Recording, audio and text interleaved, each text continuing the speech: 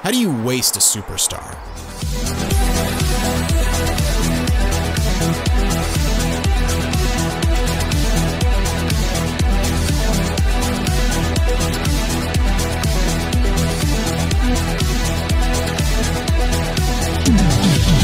Before we start talking about Dame's time in Portland, if you haven't already, make sure you leave this video a like, give us a subscribe, and hit that notification bell so you never miss out on any of our videos.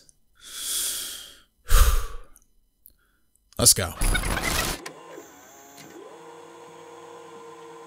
So before we start talking about Dame, we gotta go back to the beginning, i.e. the early 2000s, because we're not going back any further than that. The Blazers were really just in a downward spiral in the early 2000s, and it all started with the 2000 Western Conference Finals, where we had a 15-point lead on the Lakers in the fourth quarter, and fucking blew it. Another just moment to prove this franchise is cursed. Yep. They would have won the title. They would have beat the Pacers. They would have won their second title, but nope. Shaq and Kobe come back. There's the iconic lob. Just fitting. We're not as cursed as the Clippers, but we're cursed. I don't know. We're always just so close. Like, it's just in our grasp. We can feel the success, and then it just gets yanked away. Yeah. And it got worse the next year. Like, the 2001 season actually started really well for the Blazers. They had the best record in the NBA through March, and then imploded and got swept by the Lakers. And like the early 2000s Blazers was basically characterized by bring in as many star players as you can and fuck team chemistry. Yeah, this era of the Blazers maybe was the deepest team in NBA history. Oh yeah. And that was kind of the problem. They were so deep that they had too many guys. Yeah, they did. I don't know what else to say. You bring in Sean Kemp, you bring in Dale Davis, you ship out Jermaine O'Neal. Like, those are names, those are former All-Stars, but this isn't 2K, you know? You can't just keep bringing in All-Stars. Yeah. And not only that, this was a rough time for the reputation of this team. Just to go over just some of the things that Blazers players were involved in. The team signed Ruben Patterson, who pled no contest to felony third-degree SA. Rasheed Wallace, Damon Stoudemire, and Quintel Woods were all cited for felony marijuana possession. Woods pled guilty to first-degree animal abuse for staging dog fights,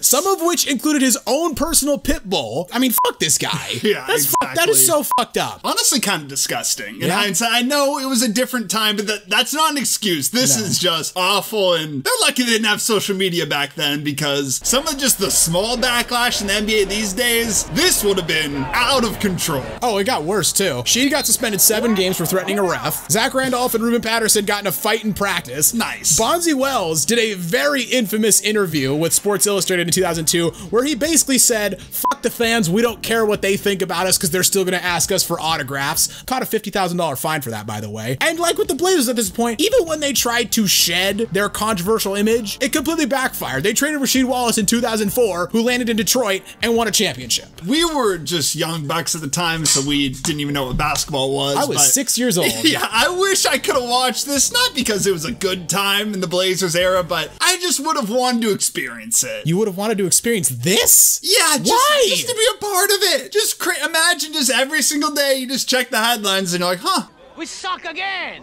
Sounds like a shitty existence if you ask me. Well, it does, but you know, it was part of Blazer history. Okay. And also part of Blazer history was bottoming out in 2005-2006. 21 wins, 61 losses. Worst record in the league. Fun fact, first ever NBA season I watched was this season. So it can only get better. Yeah, I mean, kinda, yeah, I guess. It set your expectations low for the rest of your fandom. I just remember we were trash. I remember Zach Randolph. I remember at NBA Live 06, we had Juan Dixon, Darius Miles, just a trash team. Yeah. Trash. Hey, things after 2006 started to pick up though. The Blazers low-key had one of the best NBA drafts ever in 2006, landing Brandon Roy and LaMarcus Aldridge in the same draft, both through trades, by the way. Yeah, I was looking up the Brandon Roy trade because we didn't have 2 picks. We shipped off like Sebastian Telfair, Theo Ratliff to the Celtics for Randy Foye, and then we used the Randy Foye pick to trade to the Timberwolves to get Roy. Like, because apparently Kevin McHale just fucking loved Randy Foye. Oh, yeah, I didn't know that, but Kevin Pritchard, the other Kevin, was just fleecing teams. It was called the Pritch slap back in the day or something like that. I just remember...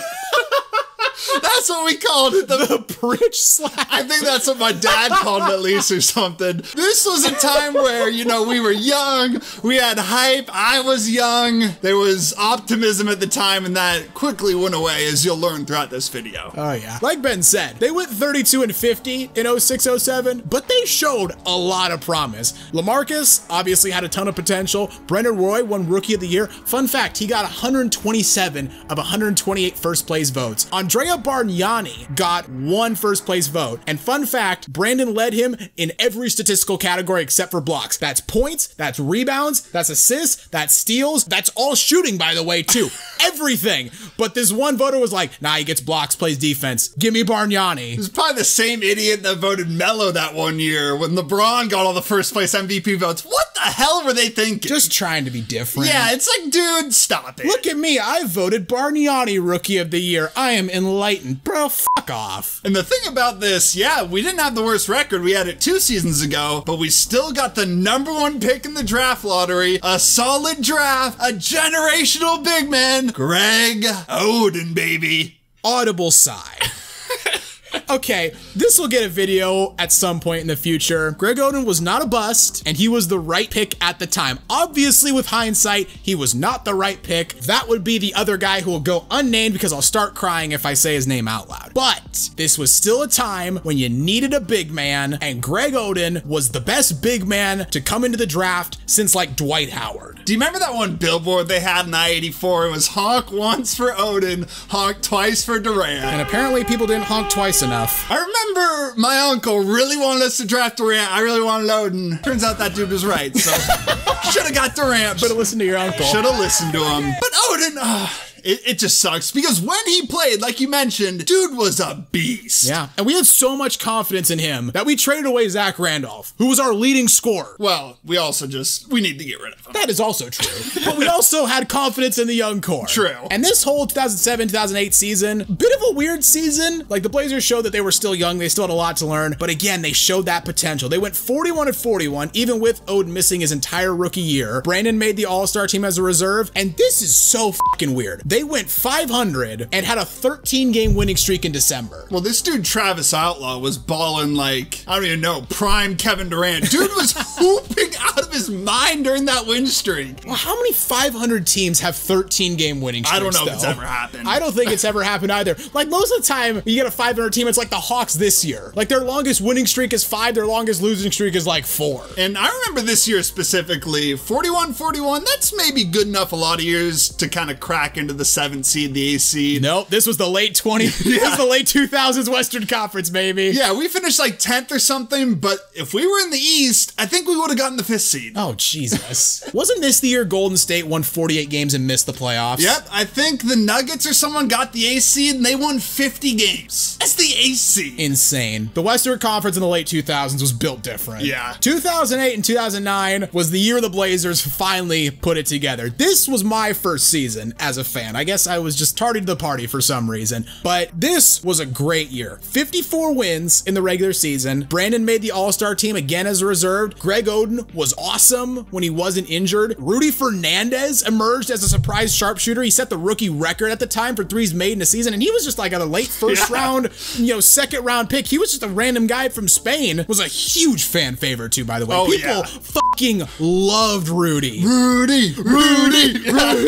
Yeah, this season was so much fun. It was mainly just because we were insane. Like 54 wins after being just crap for so many years. It was such a change of pace. 3 years removed from the worst record in the NBA. Yeah, exactly. And it was just all these young guys, great chemistry. The fans were going crazy. Everything just looked so bright for us at the time. Like the future was ours. We were going to be the next dynasty with that big 3. Do you remember the rally we had at school? Of course I do. So we went to like a private Catholic middle school where you had to like dress in a uniform every day. Couldn't deviate from it at all. Couldn't even wear a sweatshirt that wasn't branded with the school. But we had one day where the school was like, everyone get your Blazer gear on. And we're gonna have a big rally in the gymnasium. Fucking the mascot and cheerleaders showed up. And then we lost the Rockets in game 6. Okay.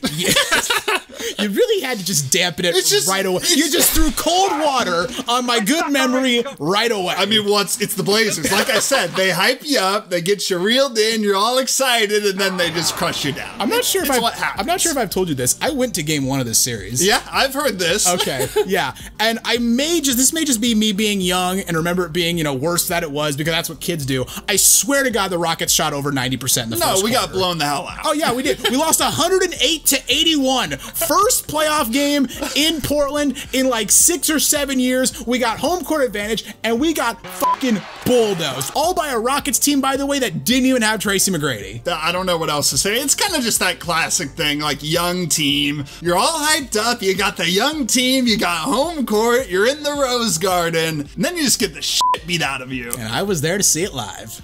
Nice. Thanks, Ben. Appreciate it. 2010, though, this is where that young core started to kind of fall apart. I couldn't find the exact numbers, but I swear on my life the Blazers were in the top 5 for like most missed games this season. Batum missed half the year with a shoulder injury. Roy missed a quarter this season. Greg Oden injured his knee on December 5th against the Rockets after colliding with Aaron fucking Brooks of all people, and that would be his final game he ever played for the Blazers. God, that's so sad. I still just know the play. I know the call from Mike Baird. I remember all of it and I'll never forget. Yeah. It was just one of those moments you watch and you'll never forget. I remember at one point TNT showed this graphic of all these players we had missed. And apparently this dude named Earl Barron missed the entire season. I didn't even know he's on the damn roster. I do remember that name. Could I have told you he missed the entire season? No, exactly. I could not have. Just everyone was missing games, and yeah, the Oden that was a stab in the chest. And it got worse because Brandon had surgery on his meniscus just before the playoffs. He eventually came back, I think in game 4, but he was just never the same. We did win game 1 of that series, though. I remember my family was staying at the Great Wolf Lodge for my birthday, and I was hyped for that. We tried to blow it, though. You remember Marcus Camby missing the breakaway dunk? Yeah.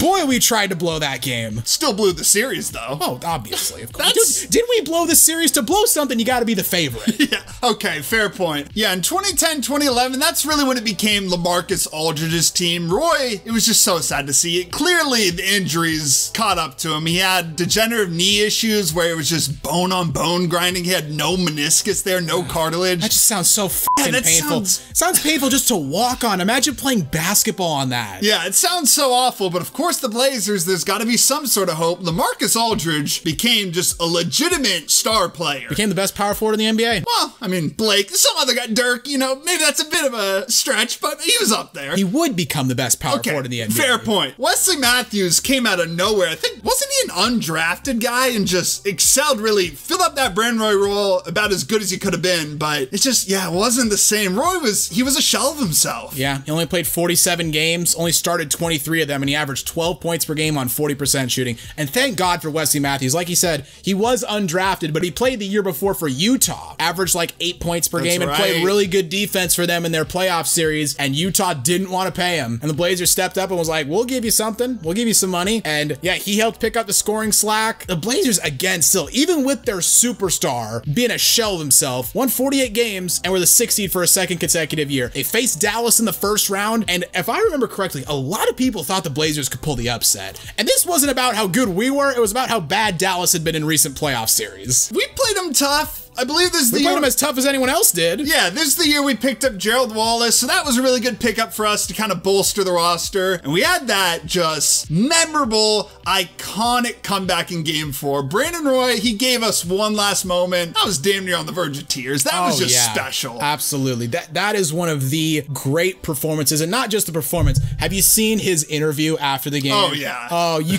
can tell he's on the verge of tears. And the one line that gets me is, there were times I thought I wouldn't play basketball again. And it's just like, Brandon, he has always meant so much to this city, and he gave us one last gamer right before he unfortunately left us for good. He didn't die or anything. We cut him the next season. Yeah, but it felt like he did. Well, it felt like a piece of us died. Yeah, to us at least. Quick shout out to that Pinwheel Empire video. It's called like Brandon Roy the Takeover. I probably have watched that damn near 20 times. Oh, it's so good. And coming off that heartwarming loss in the first round series, the entire team fell apart in 2011, 2012. This whole season was a goddamn train wreck. Yeah, didn't we start as one of like the best teams in the league? Yeah, 7-2 after 9 games. Yeah, we had Raymond Felton. We're like, okay, we got Raymond Felton. We picked up Jamal Crawford off the bench. LaMarcus is balling out. We got Gerald Wallace. Yeah, this was sad. Yeah, this was sad. We amnestied Roy in the offseason, and in March, we waived Greg Oden. And boy, we flipped Gerald Wallace to the Brooklyn Nets for a top 3 protected lottery pick. I was pissed at the time. I was like, why are we giving away Gerald Wallace for a first-round pick? Like, that's so stupid. LaMarcus at least made his first All-Star team. Didn't matter. We went 28-38, missed the playoffs. This was like rock bottom at the time for me. Well, I remember there was one specific day where we waived Greg Oden, we fired Nate McMillan, and we traded Gerald Wallace. And being a young fan that had never really experienced the rebuild because I was kind of just a fan when they were crap and just only seeing them rise, I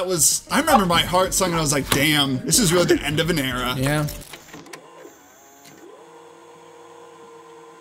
So some of you guys might be wondering, why did we just spend the first 15 minutes of this video talking about before Dame arrives? Well, we did that because we wanted to give you an idea of our mindset going into the 2012 NBA offseason. We were in a dark place. Yeah, this was the first time that you didn't really know what the direction was, because growing up, we just saw Roy, we saw Aldridge, we saw Oden, there was hope, and then it was just like, what's gonna happen from here? Yeah, what are we doing? Because we still have LaMarcus, we still have good players, but like, are we rebuilding? Are we gonna try to go for it? Who knows? But the 2012 NBA offseason got off to a pretty bad start because we hired Neil Olshey on June 4th, 2012, 24 days before the NBA draft. At the time, it looked good. He was coming off leaving the Clippers. He got them Chris Paul. Yeah, he did a decent job there, so Neil Olshey coming to Portland, I had some hope at the time. That hope would vanish rather quickly. And to his credit, he did pick Dame with the 6th overall pick, and I hated this move when he first made the pick. Really? Yep, 100%. Dame was the guy I wanted. I remember Dwight James on an episode of Talking Ball was like, this guy Damian Lillard out of Weber State, he's the real deal. And for some reason when I saw that, I saw his stats pop up on the screen, I'm like, this guy's a Blazer. Okay, see, I saw his stats too, and I was thinking, small college, Weber State, and okay, give me a break. I was 14, I watched March Madness, and I saw Harrison Barnes carry North Carolina to the Elite Eight, and I was like, that's our guy. The main thing I remember, the Sacramento Kings were up 5th, and they had DeMarcus Cousins, and I was like, please don't take Dame, don't take Dame, and they take Thomas Robinson instead. An undersized power forward with limited offensive skills. Yeah, how is he gonna pair with DeMarcus Cousins? He can't shoot, he's undersized, not really elite defensively, made no sense, awful pick. He was an energy guy. Energy guy, yeah,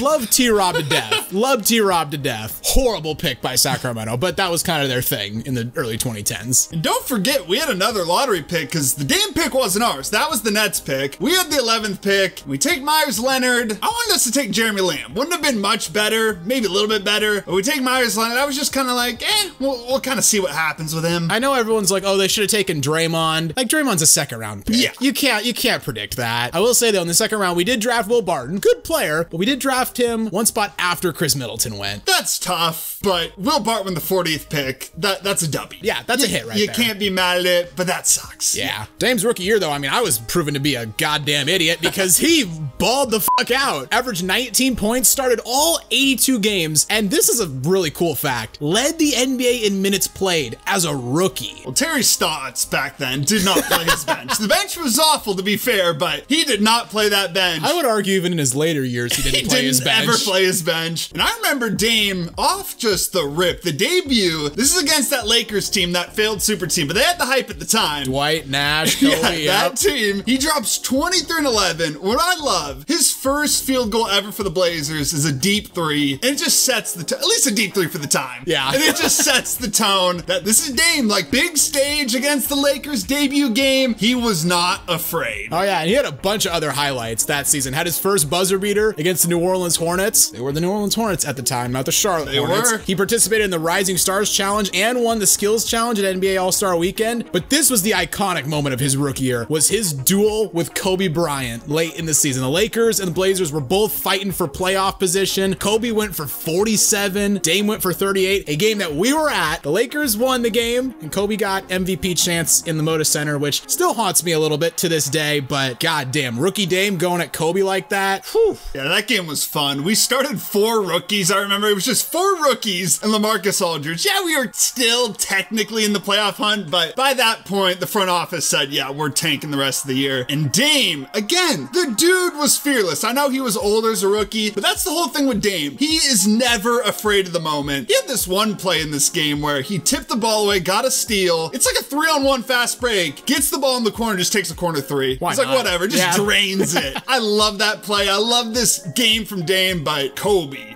he just torched us. This was like Kobe's last great performance of his prime. Yes, he had the 60-point game in his final ever game, but that was a game where he was just he was going to shoot as much as possible. This was Kobe's last great regular season performance. This season, though, the Blazers were just inconsistent as hell. They had some good stretches, and I know they won 12 of 15 at one point, but then they went on that 13-game losing streak to end the season. And they weren't resting players. They were not resting I went back and players. looked at the game logs. LaMarcus played a lot of those games. Dame obviously started every one of those games. It was not like last year or the year before we were like, no, let's just tank. They were trying to win. But it was all for the better because we got another lottery pick this offseason. Oh, yeah. Dame won Rookie of the Year unanimously, did what Brandon couldn't. Easily deserved it, though. No one was even close. Anthony Davis wasn't close. He ended up being the better player, but this year was not close. No. Even with Dame's breakout rookie year and the Blazers having another lottery pick and it kind of looking like, okay, they might be on the upward trajectory, the 2013 offseason was marred by speculation of a LaMarcus Aldridge trade. Chris Haynes reported that LaMarcus loved Portland but was going to be interested in a trade unless the Blazers could improve the roster. Does that sound familiar at all? No, that's never happened before. I can't think of any other time, future, present, past, that wouldn't happen again. No.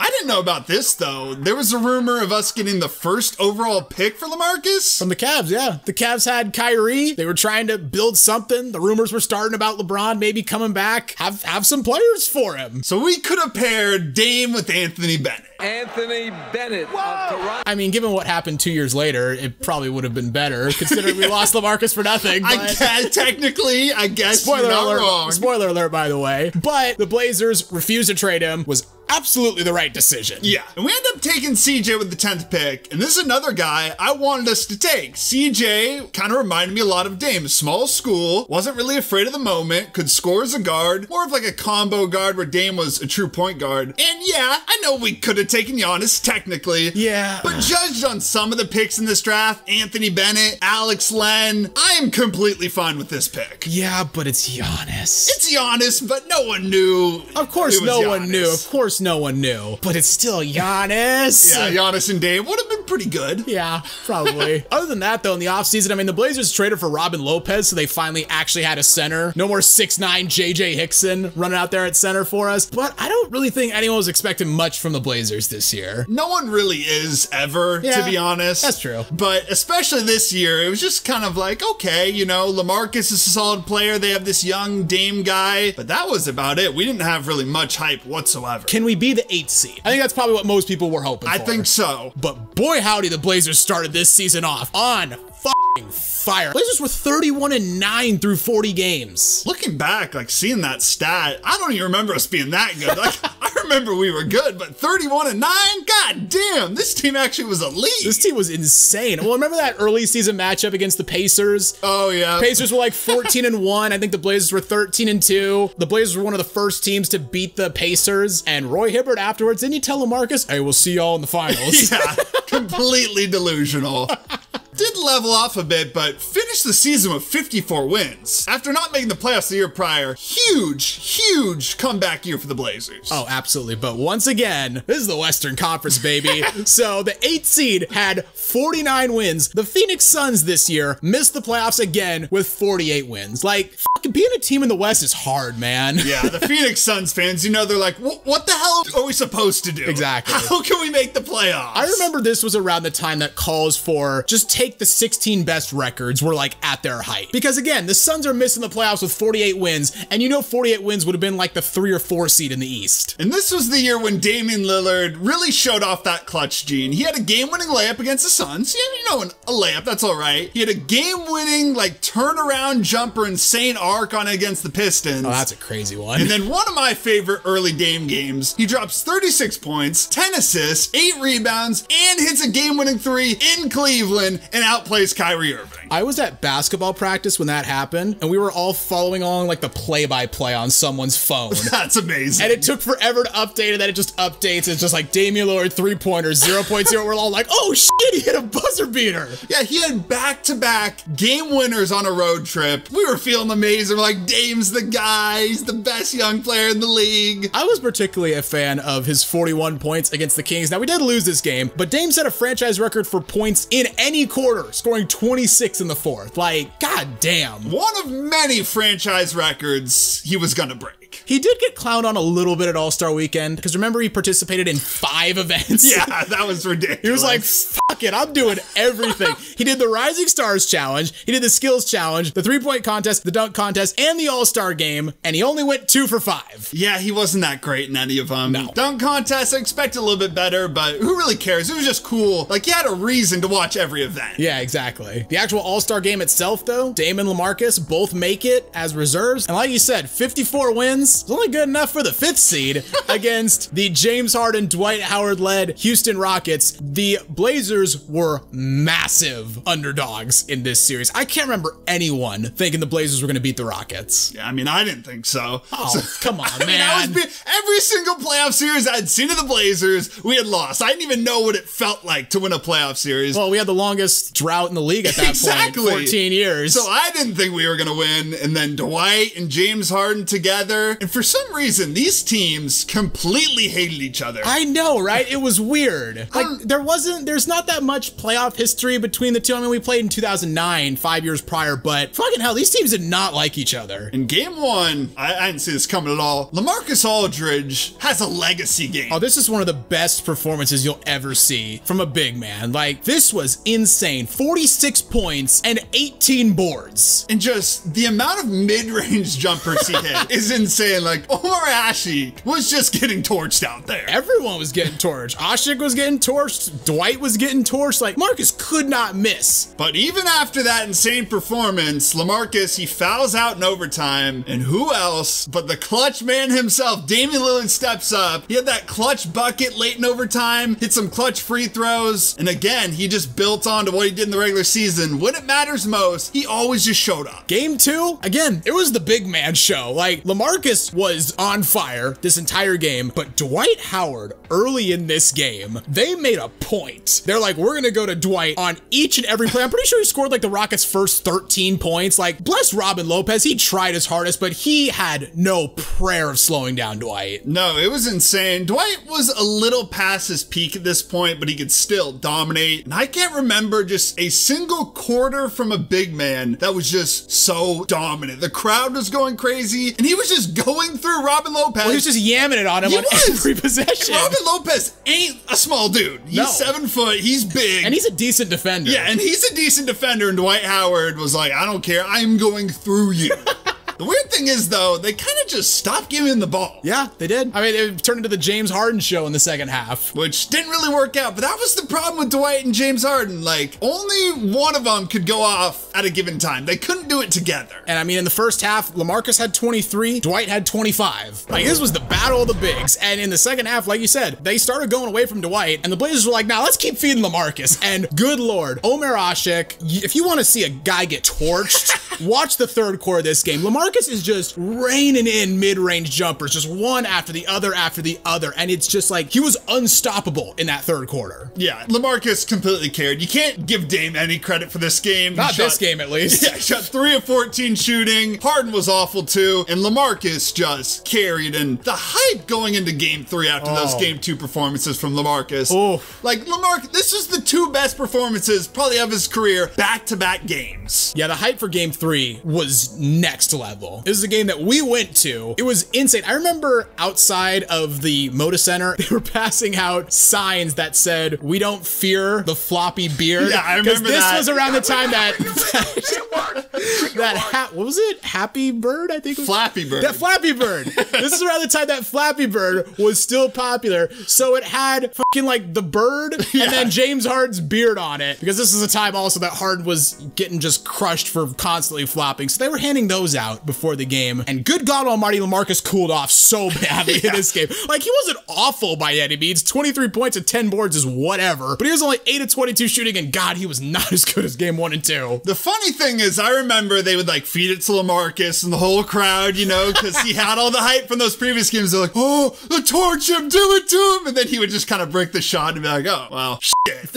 Now the Rockets have the ball. Yeah. And the Rockets, fair play to them, they controlled the majority of this game. Like, the Blazers cut it down to single digits a few times, but it always felt like the Rockets were at least 5 points ahead for most of this game. Most of the time, it felt like they were closer to 10 points ahead. The one thing I remember about this game is that Damian Lillard, insane and one, where I don't even know how to describe the shot. He just like throws the ball up. It's like a falling hook shot. Yeah, and the arc on that shot is just unreal. And I remember the hype in the arena when that happened was crazy. Well, he got the ball over Jeremy Lin and then over Dwight. Yeah. And it just went straight through the hoop. Like, yeah, I always personally remember Mo Williams had an 8-point run by himself, hit one jumper, had a 4-point play, and then had another jumper. Rockets called a timeout, and the crowd fucking blew up. And it's a 5-point game. Timeout, Houston.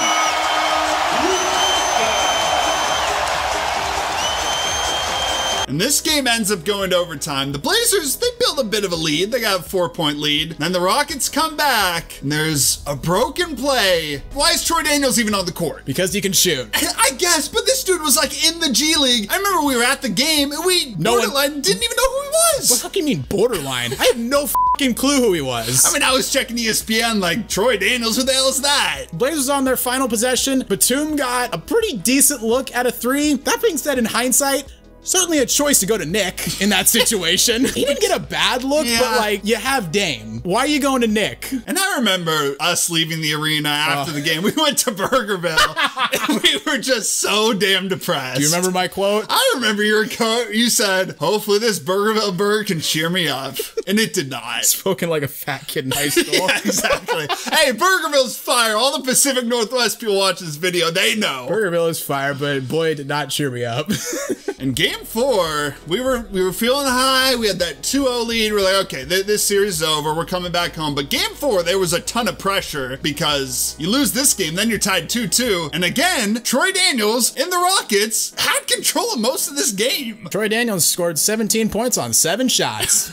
Dude was having his moment this playoff series. You know he hit that 3-pointer in game 3, and he's the king of the world at that point. And he's like, fuck it. Game 3, I'll just come in. I'll just start shooting. Yeah, Dame was all right in this game. He had 23 points. LaMarcus had 29-10. Much needed bounce back game. But I remember about this game, the ending sequence was wild. Oh, it was fucking crazy. Blazers are down 2. Nick misses a 3 to give us the lead. Again, why are we going to Nick? Nick loved taking shots at the end of games. He did, but whatever. Jeremy Lin gets the rebound, tries to dribble up the floor. Mo Williams strips him from behind and saves the ball inbounds. Wesley kind of gets like a hook shot at the rim. He misses that. Dame gets the ball in and amongst the skirmish, swings it to Nick, who swings it to Mo, who hits the 3 for the lead. Like, holy shit. Yeah, I just remember the relief after we won this game. I was like, thank God. Yeah. Because I thought we were going to lose this game as well and go back 2-2, and we would have lost the series if that would happen. 100%, yeah. I will say the very, very end of this game, like the end of overtime, is fucking hysterical because the Blazers are up 3. Pat Bev's dribbling up the floor. Wesley Matthews just completely strips him for the ball. And if you look on the sideline, Kevin McHale just throws his hands up in the air.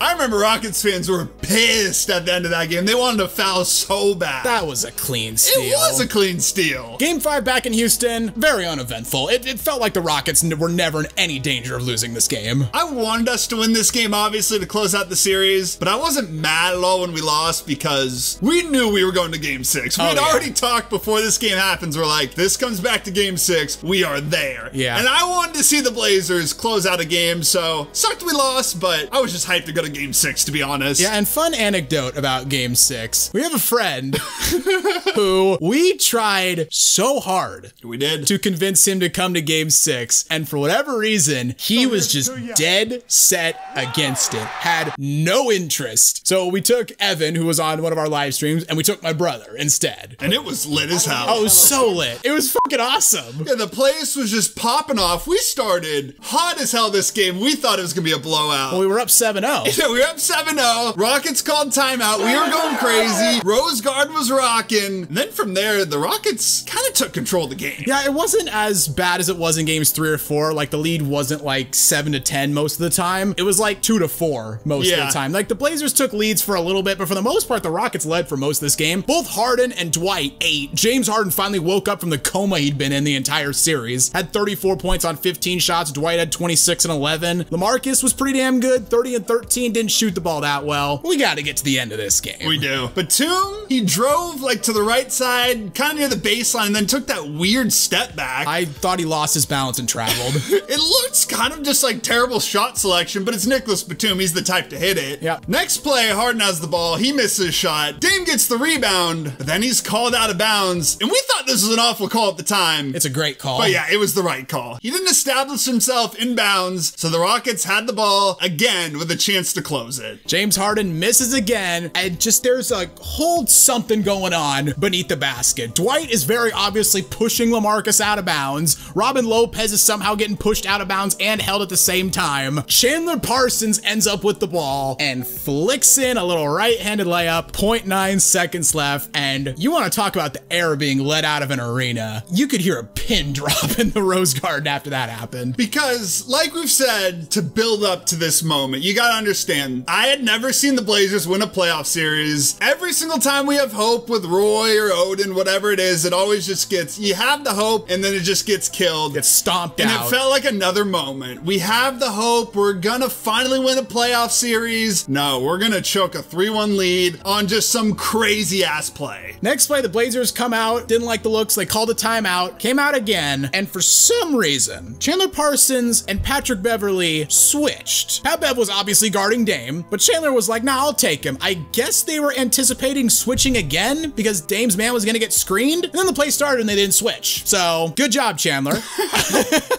Dame obviously gets the ball, gets a great look at a 3, hits one of the cleanest swishes you will ever see. It's good, it counts. I remember my exact reaction. I was looking like back at the people behind us for some reason, and I turn around and Dame's got the ball in his hands. I see it leave his hand and it just swishes straight through the hoop. And I don't remember much after that, but I do remember cheering. Well, the people in front of us, there was like these two like 25-year-old dudes in front of us. We were just screaming at each other. Like we were screaming, they were screaming. They were falling over each other. Yeah, and the insane thing, the dude was like falling all over the place, but he didn't drop his beer. That's right. He had the beer in his hand and he didn't drop it somehow. Oh my God, just the vibe, the moment, the feeling. Remember we walked into the concourse, some random like 40-year-old dude was like, yeah, let's go, let's go. We gave him high fives. Yeah, we gave him the high fives, people honking. Like you would have thought a team literally won a championship. Yeah, and instead we just got to the second round. Yeah, That's how much of a poverty franchise we are. I will say 2 things about this. One, Mike Tirico's call is fucking fantastic. Oh my God! God! And the Blazers win the series for the first time in 14 years! And 2, after cheering for like 5 straight minutes, it felt like at the end of the game, Dame grabbed the mic and just screamed,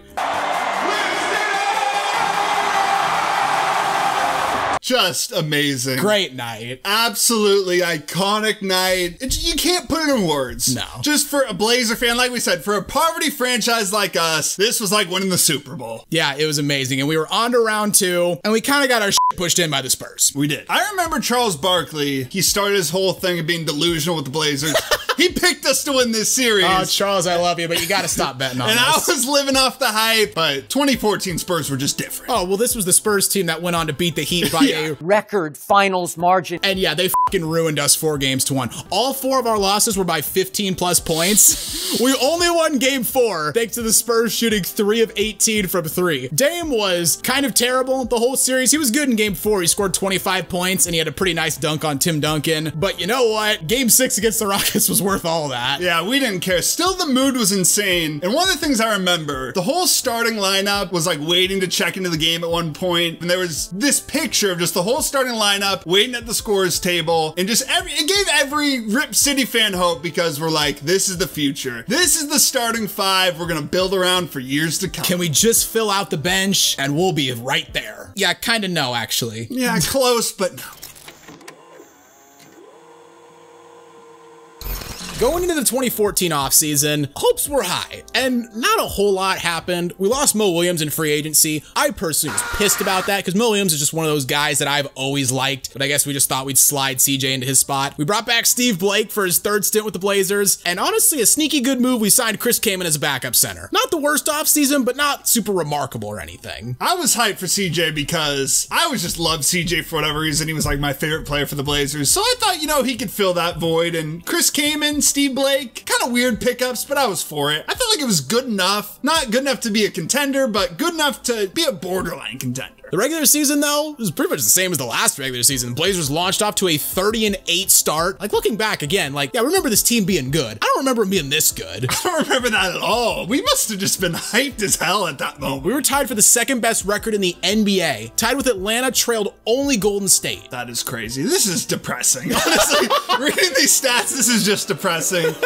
But to shift to a positive note, one of my favorite games ever from Dame and the Blazers, that triple overtime win at San Antonio. Dame dropped a career high 43, hit some huge shots in that game. Oh, that game, just great memories. Yeah, on the road at San Antonio against a team that was just coming off winning a championship by a record finals margin. Lest we never forget. And to go on the road into their house and pick up a win like that in triple overtime wasn't the only big win in overtime the Blazers had. Only a couple days later, they went on the road to Oklahoma City, won in overtime after Dame forced overtime with a 3-pointer that was eerily similar to his game winner against Houston. Hey, the dude is clutch. We knew that from his rookie year. The dude always hit big shots. And then All-Star Weekend, Wesley Matthews in the 3-point shootout. LaMarcus and Dame were both All-Stars again. I remember there was even like rumors of other players talking to Dame and LaMarcus saying they wanted to go to Portland. That probably wasn't true, but I saw him on Bleacher Report. And we were feeling ourselves. We were really feeling ourselves. We were so hyped. And at midseason, at the trade deadline, Blazers traded for Aaron Aflalo. This looked like a pretty solid deal at the time, and honestly, the Blazers didn't really give up a whole lot. We gave up Will Barton, Victor Claver, T-Rob, and a lottery-protected 2016 first-round pick. I will say, it's fucking hysterical how much Aaron Aflalo just was like, I am so happy to come to Portland. He wrote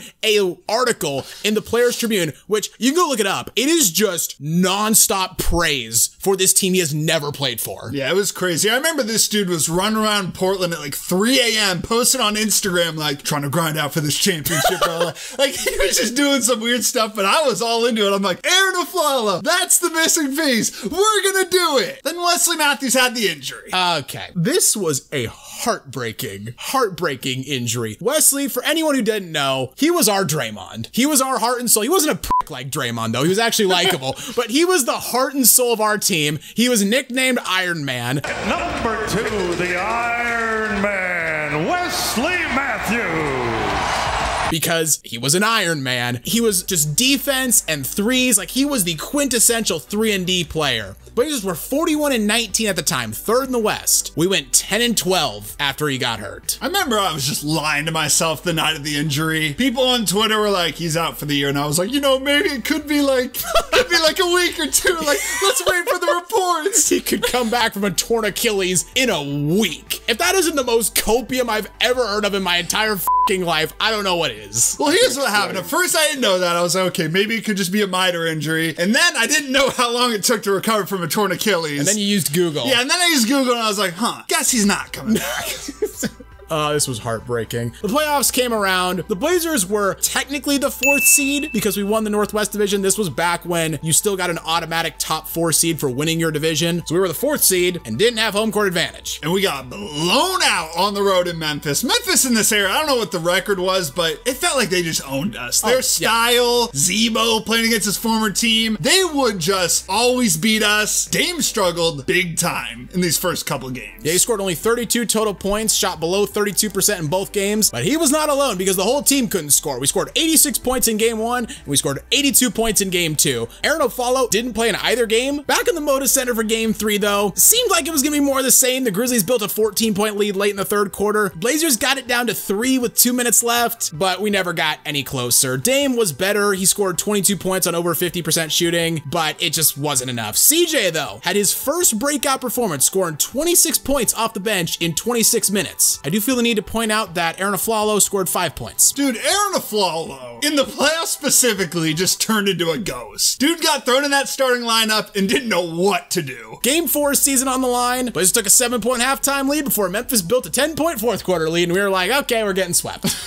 I remember actually went to this game, you know, atmosphere was all right. Dame had this one play where he did a spin move between 2 defenders and got the crowd hyped, and we ended up winning the game. Aaron Aflalo, again, was complete shit, scored 0 points. But I remember CJ McCollum was solid, and Myers Leonard, another young guy, finally started to show a little bit of promise in this game. Couldn't keep the promise up in game 5, though. No, we could not. CJ could. He was awesome. He scored 33 points on 12 of 20 shooting. Dame, 22 points on 8 of 19 shooting. Aaron Aflalo, another donut. And the Blazers, after we lost Wesley, there was no chance of us competing. Bro, what the hell was up with Aaron Aflalo? I remember he played bad. I don't remember these damn donuts. Was he injured or was he just shit in the bed? Both? Yeah, I guess both. Looking back on the playoffs, obviously disappointing to go out in round 1, especially after 2014. You might have noticed we have not mentioned LaMarcus Aldridge at all when talking about this series. It's because he was dog ass. He averaged 21.8 points and 11.2 rebounds, which sounds good. And then you look at he shot 33% from the field and was completely outplayed by Marc Gasol and Zach Randolph. Basically, after the Wesley Matthews injury, anything that could go wrong did go wrong. LaMarcus was awful. Aaron Aflalo, we've been tearing him apart for the past 2 minutes of this video. He was complete trash. The only minor bright spots was CJ. He was looking like a future star level player. And then, like I said, Myers Leonard was at least showing something finally after being the 11th pick. So pretty awful. That's about it.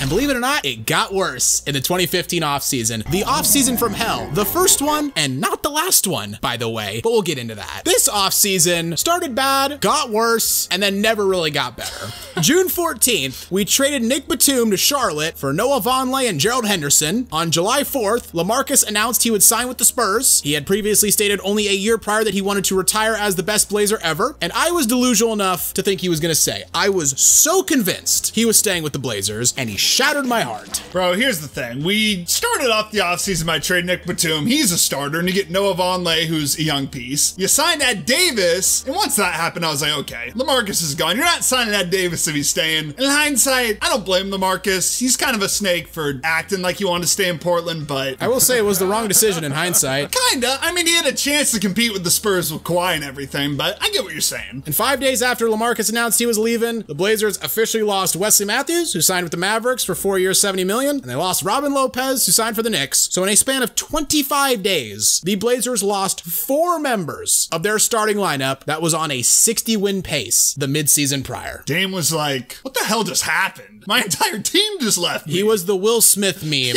in the room by himself, and he would continue to be that for a while, by the way. The only thing I'll say in hindsight is if this team stayed together, they had already peaked. I mean, LaMarcus had basically peaked. Robin Lopez wasn't doing much else. Wesley Matthews post Achilles, again, didn't do much else, and Nick Batum had already peaked. So it's not like if you bring everyone back, they were ever going to win a title. Maybe, but Dame hadn't peaked yet. That's true. And speaking of Dame, this is the only good thing we did all offseason. We brought him back, 5 years, $120 million, worth every penny. And going into the regular season, the Blazers were predicted to be one of the worst teams in the NBA. Probably not the actual worst. That was probably Philadelphia. But our preseason win total over-under was 28.5. And instead of being shit, we were the biggest overachievers in the NBA, winning 44 games. By the way, the second biggest overachiever, Charlotte. 34 wins to 48 wins. Shout out to Charlotte for doing something positive. Yeah, I remember people were saying, oh, we're going to be one of the worst teams in the league. And I kind of get where they were coming from, but it was a bit harsh. We still had Dame, who was an all-star. He'd made 2 all-star games by this point. CJ had showed some promise, so I thought we were going to be, you know, like a 10th seed, 11th seed. I thought we were going to be god-awful. You did? I mean, that probably would have been better in hindsight to get some good picks, but yeah, Dame and CJ carried the load big time. Yeah, Dame increased his scoring average to 25, missed the all-star team, which I was pissed about, but then you look at the guards that made it ahead of him, Steph, Russ, Kobe, Chris Paul, Harden, Clay. Okay, Kobe shouldn't be there, but like it's a legacy thing, but like, yeah, I kind of get why, but still pissed me off at the time. Oh yeah, I was pissed too, and yeah, you're right. Looking back, like the guards in the West in this era were all time. Like this is insane, the other guys he had to compete against. CJ broke out though as a 20-point per game scorer, won most improved player, and the Blazers, they had a fair few amount of highlights during the regular season. Overtime win against Memphis on February 8th, where Gerald Henderson tipped in a buzzer beater to send the game to overtime, but the game of the year for the Blazers was the first game out of the All-Star break, by the way, so you have to wonder if Dame was sending a message because he dropped 51 points in a 32-point drubbing of the Warriors, who at the time were 48-4. Yeah, that was crazy. That was one of my favorite Dame performances ever because... Pretty sure we watched it in your basement. Yeah, we did watch my basement. We were just going crazy, and it was really one of the first times where Dame just was hitting everything. Like, he takes the shot no matter how deep the three was, and he was hitting it no matter what. Mike Baird and Mike Rice were going wild. Oh, they were losing game. their shit on commentary. And he did it again just a couple weeks later against Toronto. Now, we lost this game, which sucks, but he dropped 50 again. Like, Dame this season was out on a mission to prove, like, I can be the guy on a team. He actually finished 8th in MVP voting on a team that won 44 games. That's crazy. The whole thing about Dame, especially after the All-Star break, when you count this man out, that just motivates the hell out of him. And that post-All-Star break Blazers with Damian Lillard just balling the hell out. Yeah, I mean, we were the 5th seed. The fucking 5th seed for a team that most people thought wouldn't make the playoffs. By the way, I looked this up. Terry Stotts was runner-up for Coach of the Year in a closer vote than you'd think. Yeah, 37 first-place votes when the Warriors won 73 games. Kerr got 64 votes, so a bit of ways away, but 37 first-place votes. Shout out to Terry Stotts for that. Yeah, that's how little the people thought of the Blazers going into the season. I mean, they're I like, really damn, Terry killed it this year with this roster. And going into the playoffs against the Clippers, we've talked about this a little bit in our Clippers retrospective, but the Blazers got smashed in games 1 and 2. Game 1 was a slow death. The Blazers led for 23 seconds in the first quarter, never led again, and the Clippers lead kind of just slowly increased for the whole game until it got to 20 by the final buzzer. Game 2 started out badly. We were down 15 early in the second quarter, hung around. It was only 6 going into the fourth, and then we got routed in the fourth. I mean, fully healthy both teams. It's not close. The Clippers were just way better. It wasn't close at all. But game 3, you gotta give us a little bit of credit because the Clippers were fully healthy for this game. And Dame and CJ ball out. They give you 59 points, and we get an 8-point win at home. If we had lost the next 2 games, I would have been happy. The fact that we didn't get swept. Yeah, exactly. Game 4, though, the turning point of this series, because of nothing we did. Because Chris Paul broke his hand, and in the fourth quarter, Blake Griffin re-aggravated a left quad injury that he had been dealing with. Without CP3 and Blake, the Blazers outscored the Clippers 32-20 in the fourth quarter, won game 4 by 14. Weirdly enough, Al-Farouq Aminu led the team in scoring with 30 points. I mean, that was when we coined the nickname Playoff Chief. Just based on this one series, he kind of played well, and we're like, oh, this dude Al-Farouq Aminu, come playoff time, he starts balling out. Yeah, Jimmy Butler leads a 6th seed to the finals, and he gets playoff Jimmy. Al-Farouq Aminu has one good series against a wounded Clippers team, and he's playoff chief. I mean, we're Blazer fans. Our expectations are pretty damn low. They are, but still, he deserved it. Yeah, he deserved it. Game 5, though, it was kind of shaky. Like, he expected us to win. We were favored to win because CP3 was out, Blake Griffin was out, but the Clippers led 50-45 at halftime. But in the second half, Dame and CJ, they just took over. Each dropped 19 in the second half. We outscored the Clippers 63-48, and we won Game 5 by 10 points. Yeah, this was a great day. Without Chris Paul and Blake there, Dame and CJ were too much. And that brings us to Game 6. And again, we mentioned this in the Clippers retrospective. I was sick as fuck for this game. Insanely sick. I had a terrible sore throat, so I literally said nothing the entire game until cheering at the final buzzer. You were fighting for your life at the top of the 300 level. I was in pain. I was not, so I was hyped. And what I remember about this game, I think I mentioned the Clippers retrospective. Again, I had some respect for Austin Rivers. He caught that elbow in the first quarter. He was bleeding, had all those stitches. He came back, had a decent game, but it wasn't enough. No. Game with 28 led us, but Mason Plumlee, playoff Mason, hit some free throws to seal the series. So we have playoff Chief, and now we have playoff Mason. Yeah. We have such low standards. We do. I mean, when going into the season, you expect to win 30 games and you somehow win a playoff series, you gotta just ride the wave. Oh, we were so happy going to the second round against Golden State. Speaking of that second round against Golden State, game one, the Warriors were actually missing Steph for the first 3 games of this series. That being said, this was the 73-win Warriors, so they had super chemistry, and they barely missed a beat. Klay dropped 37 in game one, while Draymond hit us with a 23-point, 13-rebound, 11-assist triple-double, and the Warriors dominated. They led by 20 after the first quarter, and it never got better. I mean, this series I remember specifically, we'll get to another game here soon, Draymond was somehow just shooting the lights out. It was great. His offensive game, this playoffs entirely, but this series, he was just balling out, not just on defense, but on offense as well. Now game 2, Blazers, we dominate the Warriors for the first 3 quarters, led by 17 points at one point in the second quarter, 11 going to the fourth quarter, but name a more iconic duo than the Blazers choking leads in the playoffs in Golden State in game 2. Well, there isn't one. Yeah, there isn't one. It doesn't exist. Again, foreshadowing for later on, this loss hurt because you're kind of there, you're kind of just riding on house money at this point, but we had a chance with Steph out to at least make the series interesting. And we couldn't even do that. Got outscored 34-12. 34-12 in the fourth quarter, and the Warriors turned an 11-point deficit into an 11-point win. Dame was held scoreless on 0 of 3 shooting in the fourth, and like you said, this would unfortunately become a trend. Game 3, though, this is another game that we went to. By the way, fun fact, this was on my high school's prom night, and I chose to go to this game rather than going to prom. I don't really know if that's a brag, but you know what? We're gonna go with it. Klay balled out at 35 points, but this was the Draymond game you alluded to. 37 points on 8 threes. It became so fucking frustrating watching this dude shoot. Yeah, he was just shooting everything. I remember he was just hitting threes, talking crap to the crowd. He banked one in at one point. He banked that one in. I was just like, dude, what the hell? And you were sick as hell for that Clippers game. I remember I was sick as hell for this game, but for whatever reason, we're like, you know what? A Blazer playoff game. We gotta be there to rally the troops. Nothing some Moda Center energy and a few beers can't fix, exactly. Right? I remember specifically this game. Dame, he just balled out. He had that earlier game in the season against the Warriors in the regular season. He balled out. Got a moments card for that. Balled out in this game. Got another moments card. And he got another moments card. Dropped 40, and he did get some scoring support from CJ and Aminu. Blazers started slow, but honestly, after the second quarter, they kind of dominated the game. And then game 4, you gotta just win one game to even the series. One thing though, Stephen Curry was back.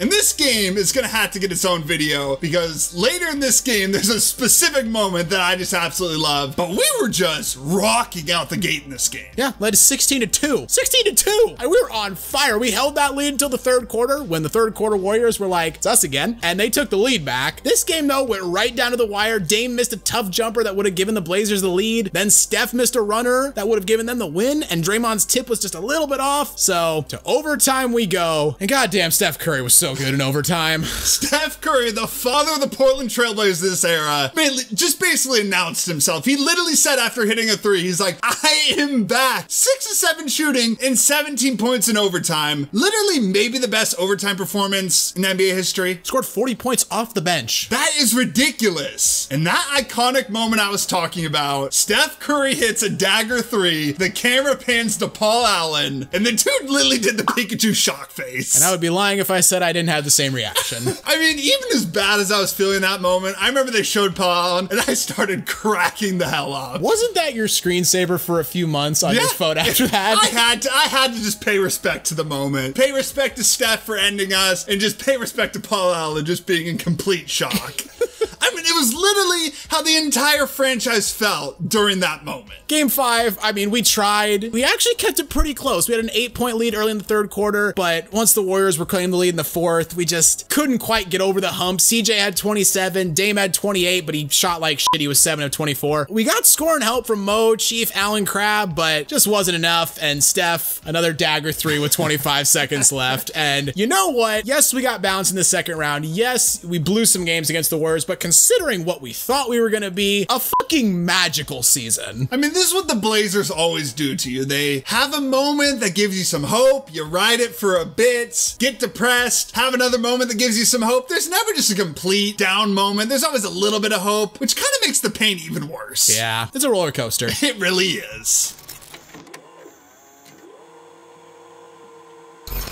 Coming off this season, though, I mean, Dame broke out as an all-star level. I mean, he didn't make the all-star team, but he was an all-star level player. CJ broke out as a legit star. So we're thinking all we need to do, let's just fill out the roster with some good, solid players. Are we a championship contender? Probably not, but could we make some noise in the playoffs? Maybe get to round 2, maybe get to a conference finals? We get the right pieces? Yeah, I think we could do that. And then the 2016 offseason hit. God. I mean, here's the thing. We were in such a good spot. We had 2 young stars, or a young all-star and another borderline star. We had some cap room. We had our assets. Everything was looking great. And then Neil O'Shea said, let me fuck everything up. Yeah, this was the second offseason from hell, and it was the worst one. We covered this in our 2016 offseason video, but we cannot overstate how damaging this one offseason was to the long-term future of the Trailblazers. By the way, we are still paying for a bad contract from this offseason. It wasn't ours, but it was one that was traded to us because we're still paying Andrew Nicholson $3 million a year. That is criminal. We need to lock up Neil O'Shea for doing this. This is despicable. It's criminal. I don't even know what else to say. This is just, it's heartbreaking. It's awful. I know what to say. Here's our evidence for the trial of Neil O'Shea. The NBA salary cap spiked from $70 million to $94 million. And the assumption was that it would keep spiking. They actually thought it would spike to 107 in 2017 and 112 in 2018. It actually went up to 99 in 2017 and 101 in 2018. Now, people pointed out in our 2016 offseason video that there is a salary cap floor that teams have to hit. And this season, it was $84.7 million.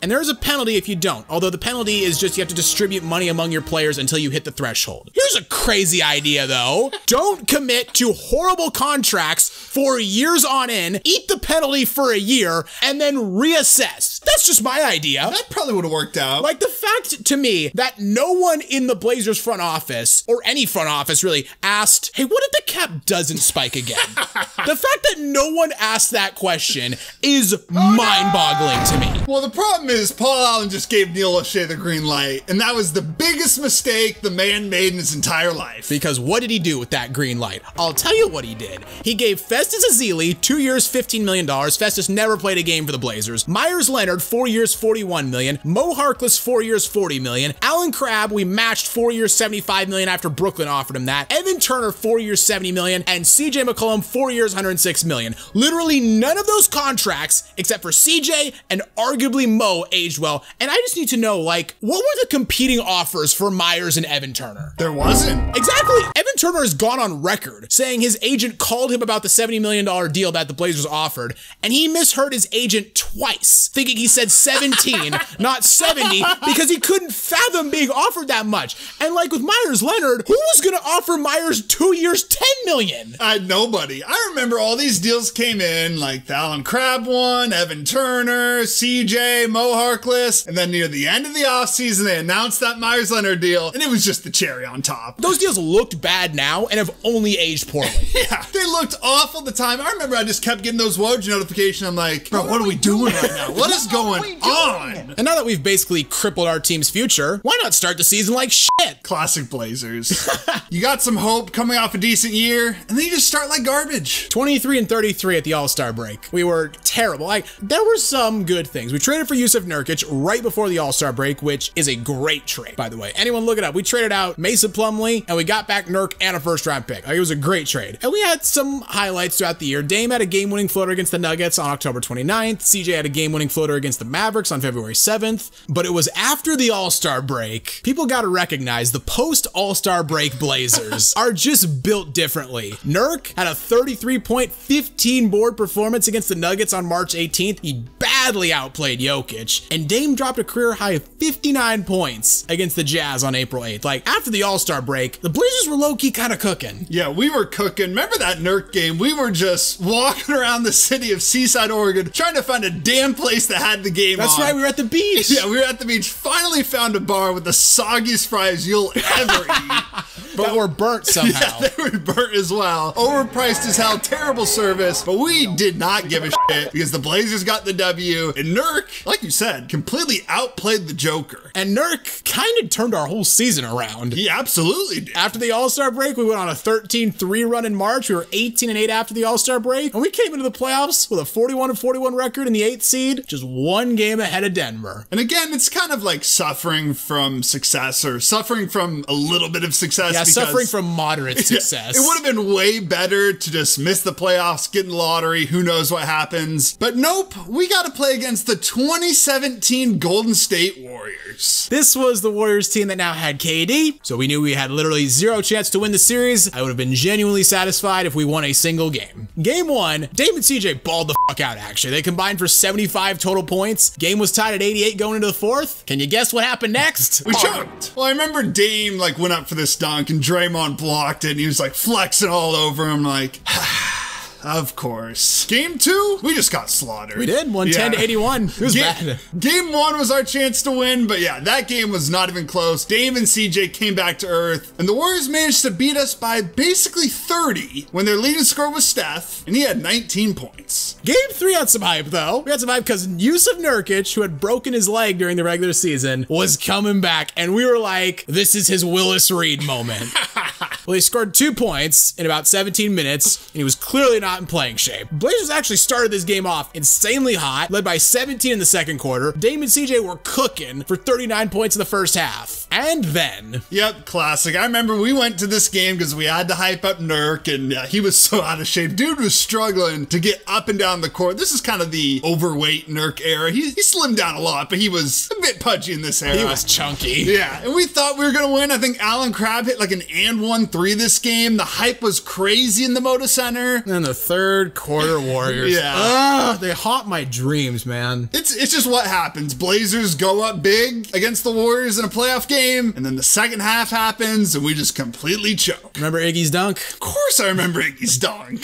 Dunked it to tie the game and then basically did Ronaldo's calm down celebration. The entire Warriors bench was going crazy, and we were just in silence. Fucking dickhead. And Steph hit not 1, but 2 daggers in this game. He had a 3 with 49 seconds left. He had another jump shot with 26 seconds left. I mean, we expected it, but still, we could be sad about it. It still hurts. You know what's going to happen. You know the movie's going to end bad, but it still hurts when you see it. In game 4, we got murdered again. I mean, when you start a game down 45-22 after the first quarter, you're probably not going to win. Now, the only thing I remember about this game is that the Blazers Twitter account, they tweet out the graphics after each quarter, the score, oh, the Blazers have this much and the other team has this much. The only thing I remember is they tweeted out a graphic that said the Blazers had 22 and the Warriors had a lot. Which was funny. Yeah, it kind of felt pretty on brand for the moment. I mean, fair play to the social media team. You know which way the winds are blowing. You know they're not coming back for this. Let's have a little bit of fun before we pack it up for the season. So the season, it was definitely disappointing considering the year they came off of. It kind of felt like a step back, especially when you factor in the offseason signings. It's a year after thinking about those, what the hell were we thinking? But you had Nurk, which was a bright spot. So it's kind of maybe this future of Dame, Nurk, and CJ could be something. Wishful thinking at the time, but we still thought it. And the 2017 offseason. Oh, fuck this offseason. So we've already ranted about 2 other offseasons. This one might have been the most frustrating one for me, at least. This was the offseason that everybody knew Paul George wanted out of Indiana. And the Blazers were one of the few teams that was floated as a potential destination, and Ben can confirm this. We were at Disneyland around the time of the draft, and I was legit checking my phone every probably 5 to 10 minutes for has Paul George been traded yet? Has Paul George been traded yet? It was a problem. Dude was at Disneyland, the happiest place on earth, and he couldn't get off the damn phone, checking Twitter as if some random ass account is gonna give you any news. I was holding out hope, okay? I was praying. I was this is the moment. This is the guy. You can trade your picks. You can send him maybe CJ, some other assets. You can get Paul George. It didn't happen. The draft passed. The Blazers traded up from 15 and 20 to select Zach Collins at 10 and Caleb Swanigan at 26. Process, we passed on Donovan Mitchell, Bam Adebayo, John Collins, Jared Allen, and Kyle Kuzma. And the Blazers allegedly drafted Zach because, this is a quote from Neil O'Shea, he caught a ball on the left block, got double teamed, and threw a behind the back no-look pass. I said, okay, Billy, we can go home. We're done. Top 10 pick. We knew right then. Any lawyers in our comment section? Is this grounds to sue for workplace malpractice? I genuinely would like to know. Another thing, Zach Collins didn't even start on that Gonzaga team. That Gonzaga team made the final. They were a good team. He was literally their sixth man, and we drafted him 10th overall. That we did. And while Paul George didn't get traded on draft night, you want to know who did? Jimmy Butler got traded for Zach LaVine, Chris Dunn, and Lauri Markkanen. You really telling me the Blazers couldn't beat that package? And Paul George was traded 2 weeks later to division rival Oklahoma City for Victor Oladipo and Domantas Sabonis. And reports came out after the trade that the Blazers offered their 3 first-round picks and any player outside their big 3 for Paul George. Just offer CJ! Yeah, but again, during this time, we were just completely delusional. We're like, this CJ Dame backcourt could work. We just need to add one more guy. Like, if we can add Paul George, we can win. We got to keep these 2 and add one more guy. And then this fucking season, after maybe the most frustrating offseason yet, was actually pretty good. Yeah, we balled the hell out. We started with a 48-point road win versus the Suns. That doesn't even sound real, but we were just hitting everything, going off. Dame and KD had an epic duel on Valentine's Day. Dame went for 44, KD went for 50. We were just feeling ourselves, and Dame was just eating. Yeah, Dame had a game-winning 3-pointer against the Lakers on November 2nd. CJ also with the performance maybe of his life in the regular season. 50 points in only 29 minutes against the Bulls on January 31st. Blazers had a 13-game winning streak that lasted over a month. It actually started with that Dame and KD duel, and it ended with a home loss to the Rockets on March 20th, a game that we went to. And you know what? This loss sucked, but this is one of the best atmospheres, regular season, playoffs, whatever, that I've ever been to. The Moda Center was rocking for this game. Yeah, Al-Farouq Amino was balling the hell out. He was kind of shutting down Harden, at least the start of the game. He was hitting threes, and the crowd was crazy. I've been to playoff games that are quieter than that crowd was. So we end up going 49 and 33. We get the 3rd seed, matching up the New Orleans Pelicans. And this is a Pelicans team, to give you some context. They were down Boogie. So it was like, okay, they're down Boogie. They'd never really done anything in the playoffs. We were thinking this could be like a sweep. Well, there was a bunch of scenarios, like tiebreaker scenarios before this, where it was like, oh, maybe we could play the Thunder or play the Jazz or play someone else. And we were like, give us the Pelicans. We could beat the Pelicans. They don't have Boogie. Oops, I guess. Well, the problem was Drew Holiday put Damian Lillard in a straitjacket. He put him in worse than a straitjacket. He put him in a supermax. Yeah. Yeah, game 1, I mean, the hype for this game was next level. Like, Blazers are back in the playoffs with home court advantage. Like, first time we've had home court advantage since LaMarcus left. Steph was injured for the Warriors in round 1, so we were getting ahead of ourselves. We were thinking, okay, if we can make this a quick series against the Pelicans, maybe we can go into round 2. Maybe Steph's still a little bit hobbled. He's not quite right. You know, maybe we could catch the Warriors sleeping. Oh, how wrong we were, because it became immediately obvious that Yusuf Nurkic was no match for Anthony Davis. And like you said, Drew Holiday built a prison around Damian Lillard. AD and Drew Holiday literally looked like Shaq and Kobe. They did. They could do... They looked better. No wrong. They were just playing out of this world. Yeah, the Pelicans built a 19-point lead with 3 minutes left in the 3rd quarter. Again, we were at this game, so we were depressed as hell. And they still had a 14-point lead with 5 minutes left in the 4th. And you know what? The Blazers went on a hell of a run. Got the lead down to 1 point with 45 seconds left, and then could not do anything right. CJ turned the ball over. Dame missed a floater with 15 seconds left trying to draw a foul. And then twice down by 3 with less than 15 seconds left, we went for a quick 2. The first time, the ball was knocked out of bounds. And the second time, we went to Planet Pat, who got blocked by Holiday. And why the hell is Pat Connaughton, NBA champion, getting the last shot? Well, you know who got the shot on the possession before? Who? Myers Leonard. What? What is Terry cooking? Terry was not cooking. He was not cooking. He burnt the meal, whatever it was. So yeah, we went to game 1. We're leaving. We're depressed as hell. But game 2, also in Portland, we got to rally the troops. Yeah, we did. We brought another one of our friends. We're like, okay, that was a fluke. We're going to game 2. Like, we were not worried Yeah, at we all. don't need to panic. We're going to get back on track for this. Drew Holiday said, no, the hell you are not. He went for 33 and hit every mid-range shot he took. Yeah, this was a masterclass in how to dominate from the mid-range and also how to shut down Dame and CJ because they were still And the one thing I remember from this game, and I know you remember it too, 3 minutes, 20 seconds left, Mo Harkless hits a 3 to give the Blazers the lead for the first time, maybe since like the first quarter. Again, the Pelicans dominated this entire game, so we finally got the lead back. Mo to center is hyped as hell, we're hyped as hell, and fucking Nikola Mirotic throws a 3 to the goddamn moon and just clean swishes it. And he did it like immediately. It wasn't like a full possession, like defense chance. It was like, it felt like it was like 8 seconds in the possession. It was like a step back deep 3. And it just, I've never seen a shot arc more than that. I swear he intentionally put more arc on it. Just to add the pain. To break our spirits that much more. And if that didn't hurt bad enough, the Rajon Rondo 3 in the corner at the end. One of the most painful 3s I've ever experienced, because it goes to Rondo. You're like, okay, Rondo's gonna miss. He's not a good shooter. And it's just a clean swish. Can't get any cleaner. Of all players to hit a dagger to the heart 3, it was fucking Rajon Rondo. Game 3, yeah, we got obliterated. This was completely predictable. We both knew it was gonna happen. Mirotic dropped 30, because of course he fucking did. CJ was okay. I mean, at least he shot above 50%, but Dame was terrible again, and yeah, we got blown out. Yeah, this one, again, just hurt because that New Orleans crowd, which is not known for being that hyped. I mean, they're all right, but boy, they brought it this game. They were going crazy this game, and can you blame them? They're going up, and can you blame them? They're coming back to their place, up 2-0, and yeah, we just got dominated. CJ was all right, but Dame, again, was just complete shit.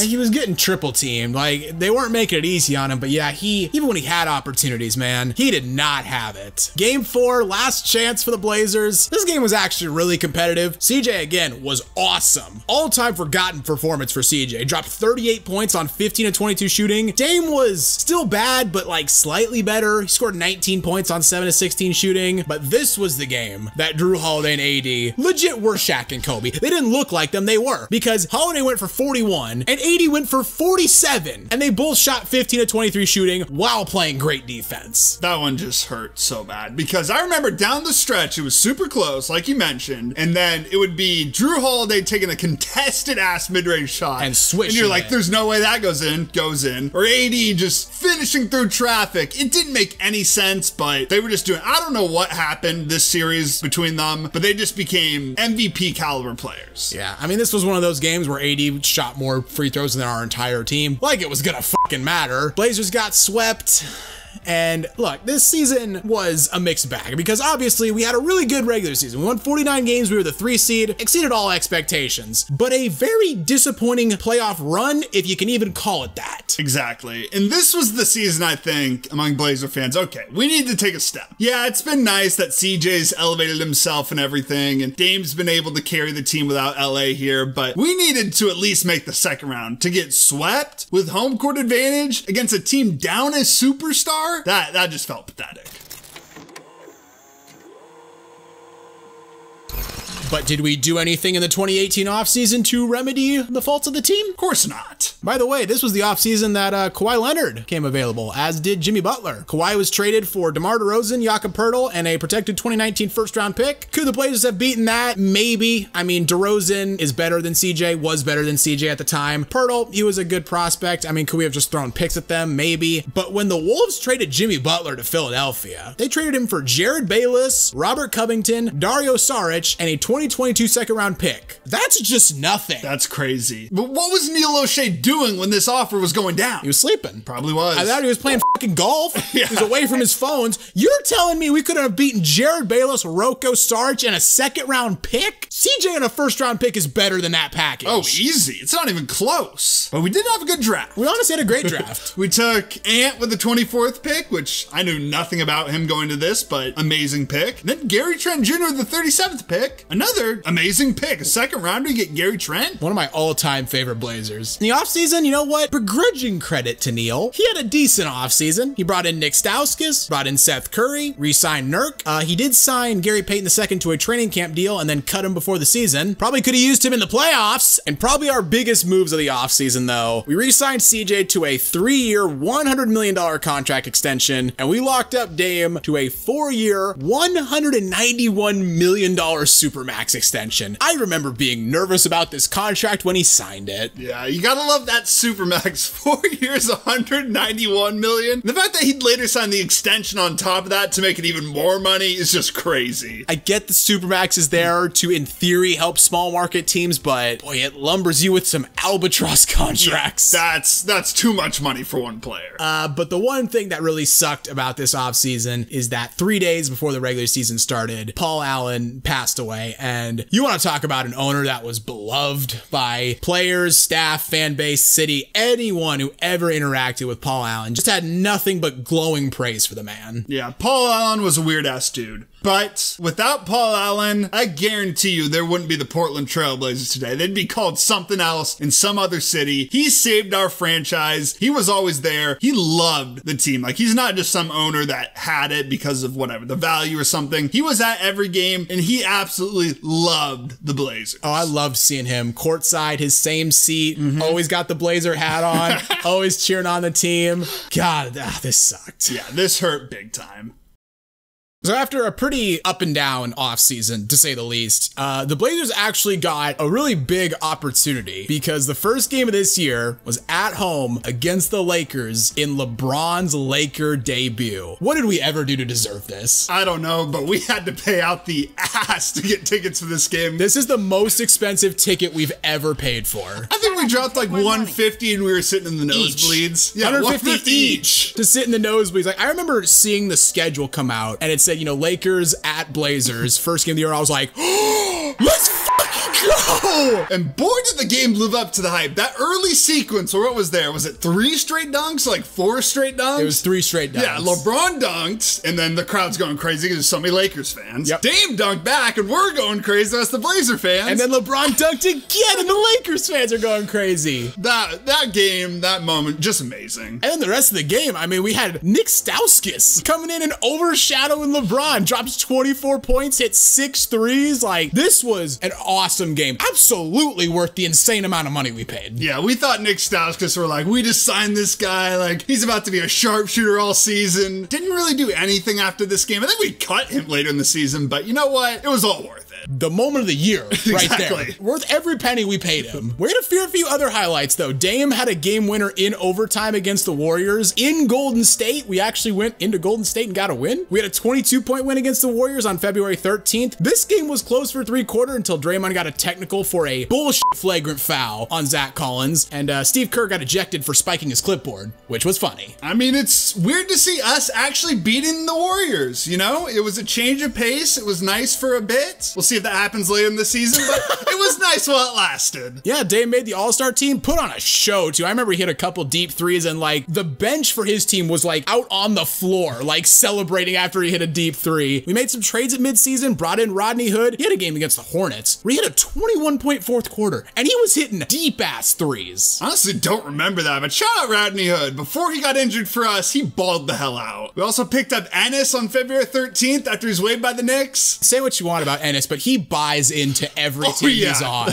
He's ridiculous. I'm not a huge fan of what he's doing nowadays, but him on the team in this era, he completely embraced Rip City. And boy, do we need him, because our season ground to a halt on March 25th, 2019 in the second overtime of a game against the Brooklyn Nets, where Yusuf Nurkic suffered a compound fracture of his left tibia and left fibula. We were watching the game in my basement, and I remember seeing it and just saying, Nurk broke his fucking leg. Yeah, that's literally, I think, the only thing anyone said. And we went silent. We just went silent. I had my hands on my head, just like devastated, like, you gotta be kidding me. We were doing so well. We were gonna be the 3rd seed. Like, we had a decent bench. We had just brought in Ennis for, you know, front court depth. And now to have one of our big three suffer not just a bad injury, but a gruesome, like, maybe career-threatening injury. Yeah, and Nurk was balling out. He was this young center that was pairing really well with Dame. He actually could play defense, which is rare for our roster. And it was just a gut punch, because, like, we're not gonna be able to compete. We're a first-round exit now. Without Nurk, like, how are we gonna be able to stop anybody? We finished the season well, though. Mo Harkless had a game winner, a buzzer beater, actually, to beat the Lakers. This was just funny as hell, because Mo was just kind of wide open in the corner. No one was on him. Just got kicked the ball, and just that really low jump shot that he has, no arc on the ball whatsoever. And he just it drains it. Then Ant dropped 37 the last game of the year. Anthony Simons, we'd always heard, like, everyone's always like, okay, this guy's going to be a future star, future great player. Hadn't really seen much, but dropped 37 in a great game that we were actually, like, intentionally trying to lose. I think it was against the Kings. He played all 48 minutes, but we ended up winning, and that got us the 3rd seed where we'd play OKC in the first round. This first round series against the Thunder, a little bit interesting because, number one, the Thunder had swept us in the season series 4-0. And considering Nurk's injury, like, we were heavy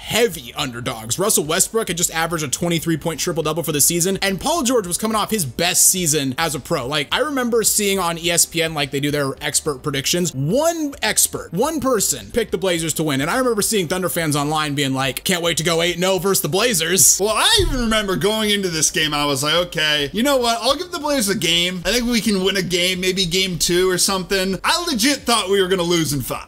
I don't really know what I thought. I was holding out hope. I think that we could win. I think I was probably thinking we'd go down in 6, though. But we went to that first game, and again, I thought we were for sure going to lose, but built up a 19-point lead in the second quarter, kind of just out of nowhere. Yeah, I mean, the Thunder, they kept within striking distance, but they could just never really close the gap. They only led for 23 seconds the whole game. Paul George and Russ both shot like shit. Dame gave you 30, CJ gave you 24, Ennis balled the f out against his former team. 20 points, 18 rebounds, and hey, we won a game. Like, for both of us, we were thinking like, all right, this is probably good enough. Yeah, like that's solid. I remember Ennis at the end of the game had like the dagger like shot. He hit this insane contested like layup or spinning something. layup, yeah. And we're like, this dude Ennis, let's fucking go. Game 2, another game that we went to. The Thunder actually led this game for most of the first half, mostly thanks to 16 points from PG. Dame and Russ, though, they got into it a little bit near the end of the second quarter. Just some good old-fashioned playoff shoving, and our crowd loves to hate Russ. So we were up in the 300 level. We were loving this. Yeah, CJ hit that buzzer beater to end the half, and the Blazers just in the third quarter, we absolutely dominated them. Midway through the third, you know, Russ pulled up. Dame wasn't even really guarding him. He missed the shot. Dame gets the ball. He's all hyped, and then hits that deep ass 3. And after that, the crowd was going absolutely nuts. Oh yeah, at the end of the third, Seth Curry hit back-to-back 3-pointers. That put us up 12. And the first one, the crowd was hyped enough for. The second one, like, Dame stripped Dennis Schroeder, dribbled up the court, threw it cross court to Seth, who was wide open, and we were jumping up and down before he even let go of the ball. It's that classic, the whole crowd rises. Most of the time, it feels like they miss. This time, though, Seth drained it, and we're just losing our shit in the 300 level. And it got even better at the end of the quarter because Dame hit a step-back buzzer-beating 3 over fat-ass Raymond Felton. Yeah, exactly. It was just so poetic because Raymond Felton was the point guard who came in fat, was awful. Who Dame replaced. Yeah, and then Dame replaced him, and here he is back in the Moda Center just completely owning him. It was just amazing. Russ was god-awful, 14 points on 5 of 20 shooting. Dame gave you 29. CJ, though, 33 on 12 of 22 shooting. And the Blazers get a 20-point win, 114-94.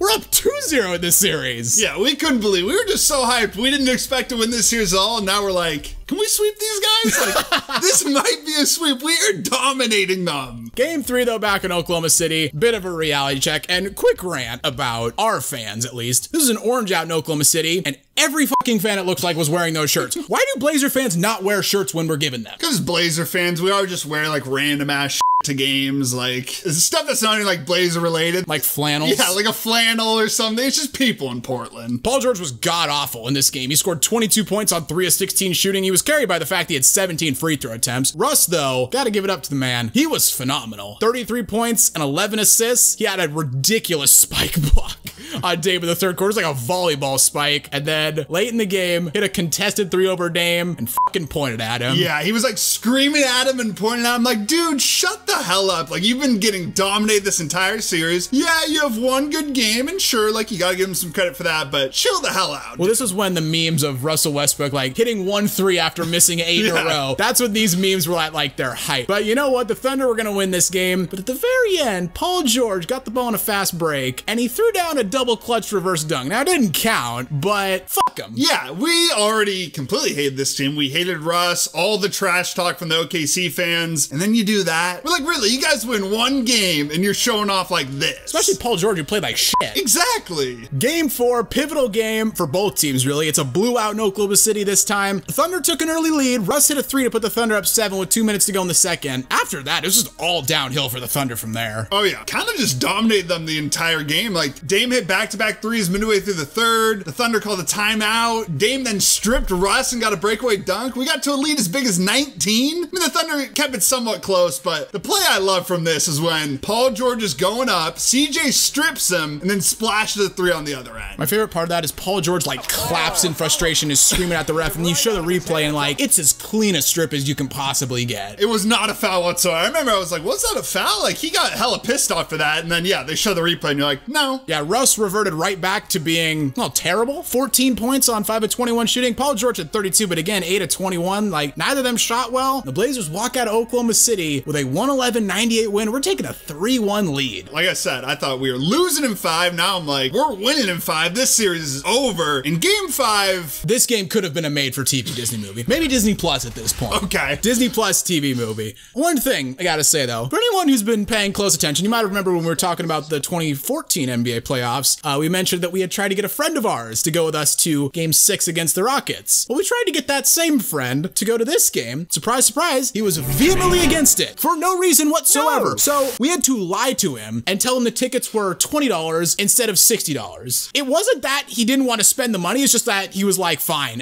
at $20, sure, I guess I'll go. And so we drag him to this game, and the Thunder, they led early, mostly due to 15 points for Paul George in the first quarter. Dame one-upped him though, 19 points on 6 of 9 shooting in just the first quarter. Dame carried us this entire game. I remember he was just hitting some threes and stuff where you're like, God damn, the rest of the team kind of playing like shit. Paul George finally played well. Dame though, remember when halftime, right after halftime, he comes out and just swishes like a 30-foot three-pointer. 30-foot fadeaway. Yeah, it was ridiculous. It was like from like the Moda Center logo on the court. I'm like, God damn, this dude is not playing around tonight. Yeah, in the third quarter, the Blazers, we went on a run to take a 9-point lead with 3 minutes to go. And this is the moment where I think everyone thought like, all right, Blazers are gonna pull away, maybe get this up to 15, and we're gonna cruise into the second round. That did not happen. No, the Thunder proceeded to go on a 30-6 run, just out of nowhere. We were just stunned in there and took a 15-point lead with 7.5 minutes to go. And I was like, really? We're going back to Oklahoma City. Yeah, we about to go back to OKC and maybe lose a 3-1 lead to this team? Well, the Blazers clawed it back. Dame cut it to 5 with 4:45 to go, and Russ immediately just follows it up with a 3 of his own, which was, it felt like a gut punch, but the Thunder call a timeout after that possession, and this is when Yusuf Nurkic, who had been watching the game from his goddamn couch, shows up, and the Moda Center, I cannot succinctly put into words how much it just fucking exploded. Because we had no idea he was going to show up. We thought there was no chance, like he's recovering from breaking his damn leg, and then you just look up on the Jumbotron, we're like, fucking Nurk's here, what the hell? Apparently he was on his couch, and with 3 minutes left of the third quarter, he was like, going to the arena. He said, quote, I knew it was gonna make a difference. Make a difference it did. We cut the lead down to 2 with 1:22 left, coming out of a timeout. Seth Curry then steals the ball from Paul George. CJ hits that jumper to tie the game. Paul George, on the other hand, hits a jumper to give the Thunder the lead. Dame follows that up with a reverse layup. And then Russ, this shot was just dumb as hell. It was a classic Russ bad shot early in the shot clock for no reason. And then when we got the ball back after Russ missed, I just remember it's like, Dame's gonna do it to him. Everyone knew it was coming. The whole crowd is up, the whole crowd, everyone's doing their Dame time.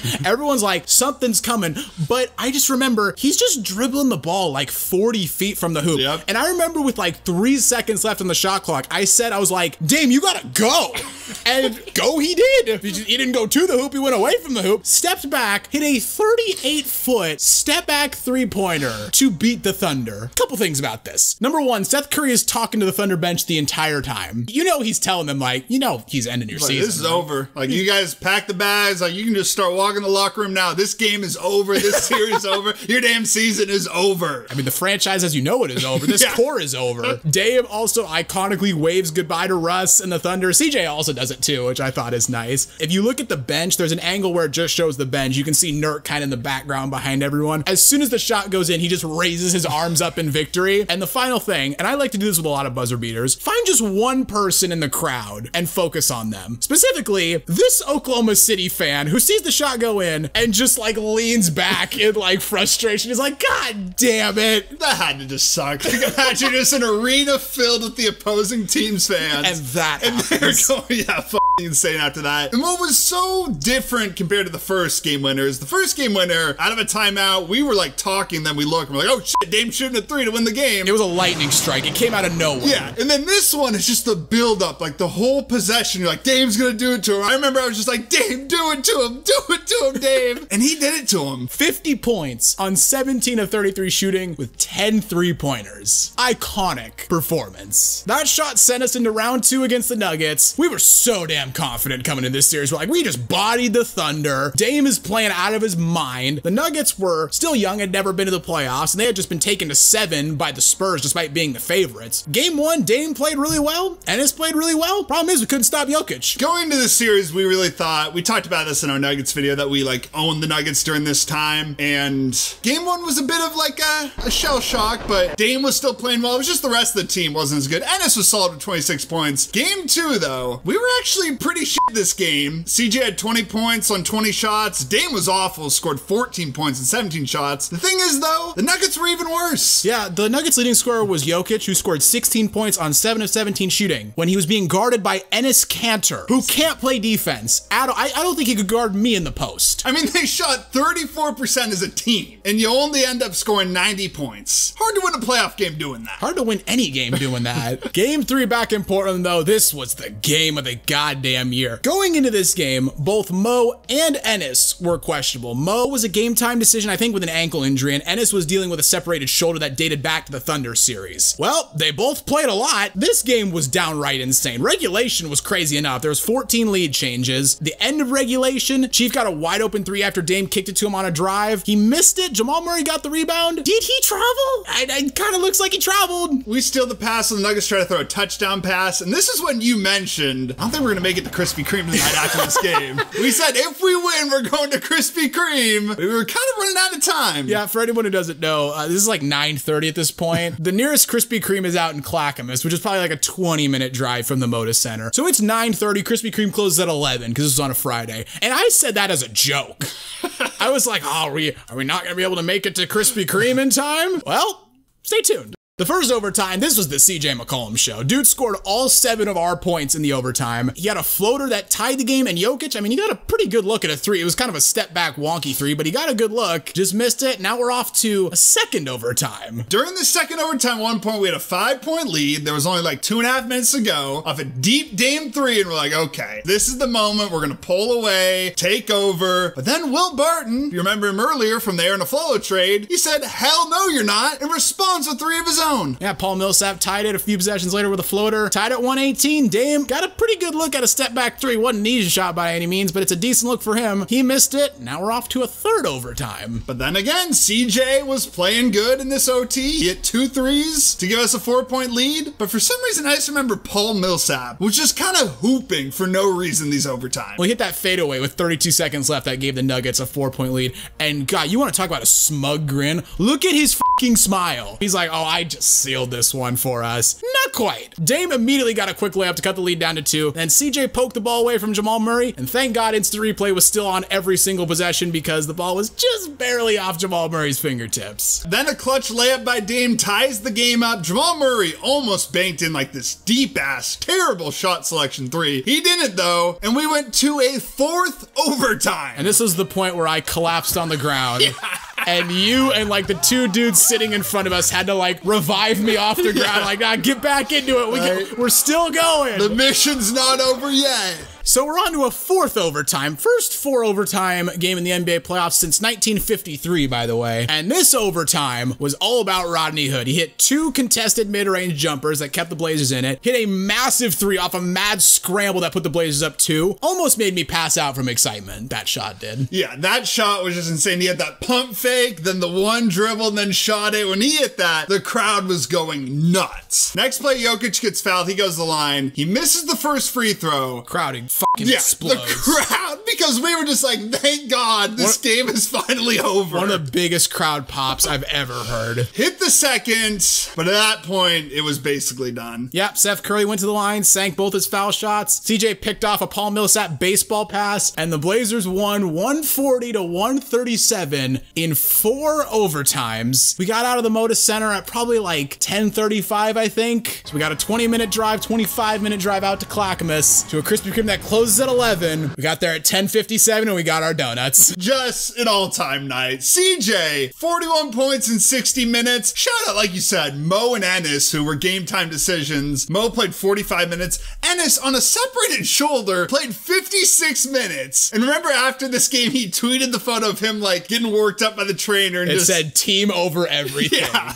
Oh my God. I loved Ennis during this. Oh, you could not find bigger fans of Enes Kanter at that time than us. Going into game 4, I mean, we were fully convinced that is a crushing loss for the Nuggets. They are gonna wilt. And you know what? The Blazers, they had a solid lead for the first half. Seth hit a buzzer-beating three-pointer to give us a 6-point lead going into halftime. Then the Nuggets dominated the third quarter. Yeah, get outscored 27-14. Like, you got a chance to kind of close out this series and you put up 14 points. Nuggets took a 10-point lead early in the fourth. We cut it down to 2. We got close, but Will Barton again, he was just getting his revenge. It's 2 huge late threes in the fourth to basically seal the deal. Yeah, this loss was crushing. We went back to Denver in game 5 and we got smashed. We lost 124-98. Kind of predictable, honestly. I mean, you have such a high after game 3, such a low in game 4, and then you just get obliterated. Nuggets shot nearly 50% while no one on the Blazers could do anything. And then at the start of game 6, Nuggets got off to a fast start and I was really worried like, oh, we're gonna get blown out here, aren't we? Yeah, that's what it felt. We were at this game as well, and I just remember there was one moment early in the game we called timeout and I was like,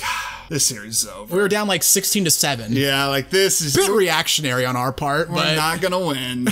But no, we responded with a strong third quarter, took the lead back. The Nuggets crawled back in it. I mean, there's a little back and forth there in the third quarter, but we closed the third on a 12-4 run. Took a 7-point lead going to the fourth. Didn't give it up. The Nuggets as a team shot like shit. Both Dame and CJ went for 30+. And hey, the Blazers got 25 points from Rodney Hood. We're heading back to Denver, tied at 3-3. This game on Mother's Day, just the hype was insane. We're 1 game away from the conference finals, which we haven't been to in 19 years. And the Nuggets were thumping us to start this game. They were.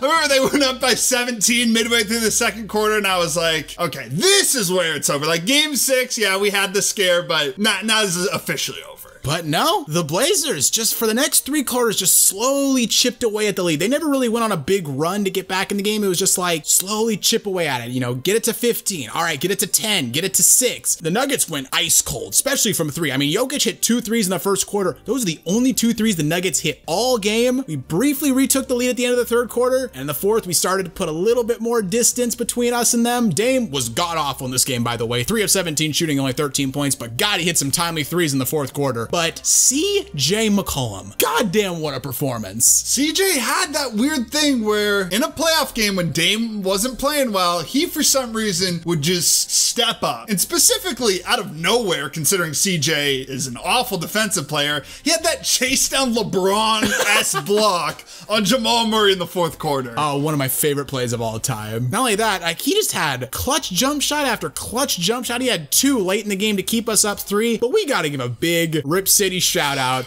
to our boy Evan Turner, who in 8 of the 11 playoff games prior to this one had not even scored 14 points and came in and hit 2 clutch ass free throws down the stretch. Like, this was, I mean, people have made the argument like, oh, this one performance was worth the money. It wasn't, but this was a great night for ET. Made up for his salary that year. The other 3 years, absolutely not, but for that year, it was all worth it. ET hit those 2 free throws, put us up 4. Nuggets come back down next possession. Jokic gets a 3 off, misses it. ET gets the rebound, dribbles the clock out, and the Portland Trailblazers go on the road into Denver, into Mile High, get a win, and we're off to the Western Conference Finals. One of the happiest days of my life. Yeah, this did not feel real. We had never seen the Blazers even make the conference finals, which is pretty sad, and that's the farthest they've been since. Yep. So, again, pretty sad, but for us in the moment, we were delusional. KD was injured. We're like, you know what? We might make the finals. I specifically love the post-game celebration, especially the clip of Dame in the tunnel. He's so damn happy that they're in the conference finals. That moment was just amazing. I remember just Blazers Twitter, Rip City, the subreddit was going crazy. Like, it was just pure bliss. And on to the conference finals against the Warriors. Like you said, KD was out. So there was a little bit of hope. Like, maybe could we push this a little bit? Could we push it maybe to like to a 7th game? And then if you get that far, it's like, who knows in a game 7. Also, this is the 3rd time we played the Warriors in the past 4 playoffs, so we were really familiar with them. Game 1, not off to a great start. No, Steph and Clay dominated us, which, what's new? Specifically, Clay just dominated us in the fourth quarter. He had 12 points in the fourth, and they outscored us 39-23. Yikes. wax. Yeah, we got waxed, but game 2, this is where it gets even worse. The Blazers started off really damn well. We were up by 17 in the second quarter. We were up by 15 at halftime. Steph was kind of cooking in the first half, but was getting no help from the rest of his team. Dame and CJ were balling, and they were getting help from Mo, Chief, Seth, Rodney. Like, we were doing just fine. And at halftime, we were like, let's go get some pizza. Yeah, we're feeling good. You know what? The Blazers might tie this series. We were going to go to game 3. Let's get some pizza to enjoy this moment. That was a mistake. Oh yeah, by the time we had gotten back, the Warriors had the lead back.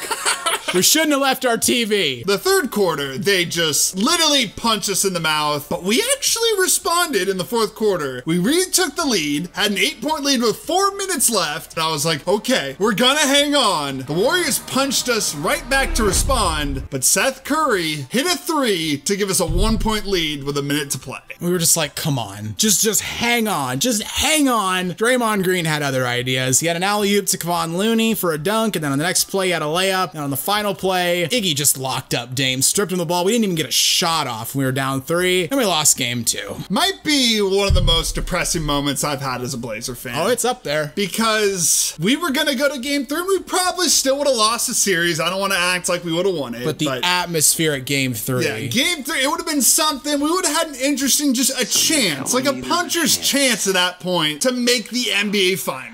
Game 3 was the same story as game 2. Blazers start off hot, race out to a big lead, this time 18, with 2:30 left in the first half. Then the third quarter, Warriors turn a 13-point halftime deficit into a 3-point lead heading into the fourth. There's a lot of memories I have of just being at playoff games of us blowing leads against the Warriors. This got to be the worst. It's definitely worse. Clay and Steph combined for 24 points in the third to lead the comeback. The Blazers, by the way, scored just 24 points total in the third. And things just got worse in the fourth. We didn't keep it close, and I just have a very vivid memory of, shit's going wrong, Blazers turn the ball over, and someone behind us just screams, "Oh, it's amateur hour." Yeah, as bad as things were, I started fucking dying. Oh, that was hilarious. That was the funniest thing ever, but after that brief moment of laughter faded, you just realize we're down 3-0 to the Warriors after blowing 2 double-digit leads in back-to-back games. And then in game 4, can you guess how game 4 went? Guessing we might have blown a double-digit lead? Oh, you're correct. How about that? 15 in the third quarter this time. This game was hilarious to us, though, because this game was all about Myers Leonard. And for anyone who doesn't know, which is everybody, we had a long-running inside joke about Myers Leonard, about how he was going to take what we called the leap, where he would just magically become like an all-star level player. And at some point in a big playoff series, he and Dame would recreate the Shaq and Kobe alley-oop, and he would point to the sky. Yeah. This is the closest we ever got. So this game was hysterical to us. This game, it basically had. He at least gave us a game of it. Remember, he had like a step back 3 at one point where he had a pump fake, dribbled the ball, and then hit a step back 3. He had fucking 25 points in the first half alone and was dueling with Steph. Not only did he have 25 points in the first half, he had 30 for the game, grabbed 12 rebounds, hit 5 threes, and down the stretch, just fucking put Draymond in a body bag. Well, remember, he like pounded his chest after it. Like, oh my God. Myers Leonard was one of the funniest players to watch. I don't even know how to describe it, but the dude was just a goofball in the court. Yeah, that dunk gave us a 3-point lead, and what did Klay Thompson do? Came right down and rattled in a 3 to tie the game. Like, we can't just have one. Can't have one game in this series. No, and I remember Draymond, he had a dagger shot to basically end it. Draymond, we let him shoot a 3. We're like, okay, Draymond, we'll just let you shoot a 3. Hits it, and then just screamed at our bench after it happened. I looked it up. That was his second 3 of the series. Classic. Blazers, I mean, we had some chances down the stretch. Dame, he drove to the basket to try to tie the game, got blocked by Clay. Then he had a corner 3 attempt, and that was short. And the Warriors beat us 119-117 as we blow 3 double-digit leads in 3 straight games. Obviously very disappointing to get swept, especially considering Golden State didn't even have KD. This was a magical run, though. No, yeah, we didn't even expect to make the conference finals. So yeah, after getting swept, you're like, God damn it. But at the same time, it was an incredible run, especially after the Nurk injury and everything. Dame balled out in the playoffs after getting swept as the home team last year. To follow up with this, huge respect for the boys. In hindsight, though, might have been the worst thing that could possibly have happened to this team, because this further convinced management, and it kind of further convinced the fan base too, that, oh, we're only a piece or 2 away, and if we got that piece, we have a little experience from being in the playoffs, if we can just fill out the roster a little bit, we can be right back there again. No, this team overachieved big time. It was a great run, but this team was never going to win a championship. Well, the problem was specifically CJ McCollum after this playoff run was overrated as hell. No disrespect to CJ, but I remember going to the next season, ESPN had him ranked as like the 12th best player in the league. What? I remember seeing that. Maybe my memory's fuzzy, but I thought I saw that, which is just insane to me. That's criminal. It is. He's not the 12th best player in the conference. No. So coming into the 2019 offseason, I think in a lot of fans' eyes, and certainly in management's eyes, we were like, okay, we got to the Western Conference Finals. Yeah, we got swept by the Warriors, but that was just a case of they've got the experience, we don't, we didn't have Nurk. If we can get the team healthy, maybe make one or two decent moves, we can be right back there next year. That's what we all thought. We were all idiots for that thought, but you know what? That was the thought going into the offseason. So the Blazers in the offseason, they traded Evan Turner to the Hawks for Kent Bazemore. Very much just a lateral move. I mean, Bazemore was probably a little bit better than ET, but same contract, kind of just whatever role players. Our big move of the summer, though, was trading Myers and Mo Harkless to Miami for Hassan Whiteside. And I kind of get the trade because Nurk was going to miss most of, if not probably the entire season. What do you do when Nurk comes back? It was a rental. That's what this was. Myers wasn't really doing much for us. I know he had that game against the Warriors, and that was fun. He was so close to taking the lead. Yeah, he was close, but we knew it wasn't going to happen. And Mo Harkless was always fun when he was playing well. Problem is, that only happened for like 2 weeks every March every year. So I like the move because it at least gave us a damn center to play with Dame for the next season. Fair enough. In the draft, the Blazers drafted Nasir Little with the 25th pick. Kind of felt like the replacement for Mo, maybe the replacement for Chief, because spoiler, the Blazers completely overhauled the supporting cast. Yes, we brought back Rodney Hood, but we also signed Mario Hezonja, Anthony Tolliver, Pau Gasol, Jalen Horde, and Moses Brown, and we lost Chief, Enes Kanter, Seth Curry, and Jake Layman. In hindsight, a really bad offseason. Well, yeah, not just losing the starters, you replaced them with absolute ass players. You replaced them with nothing. Mario Hezonja, probably the worst Blazer I've ever seen. Anthony Tolliver, that dude didn't do damn near anything.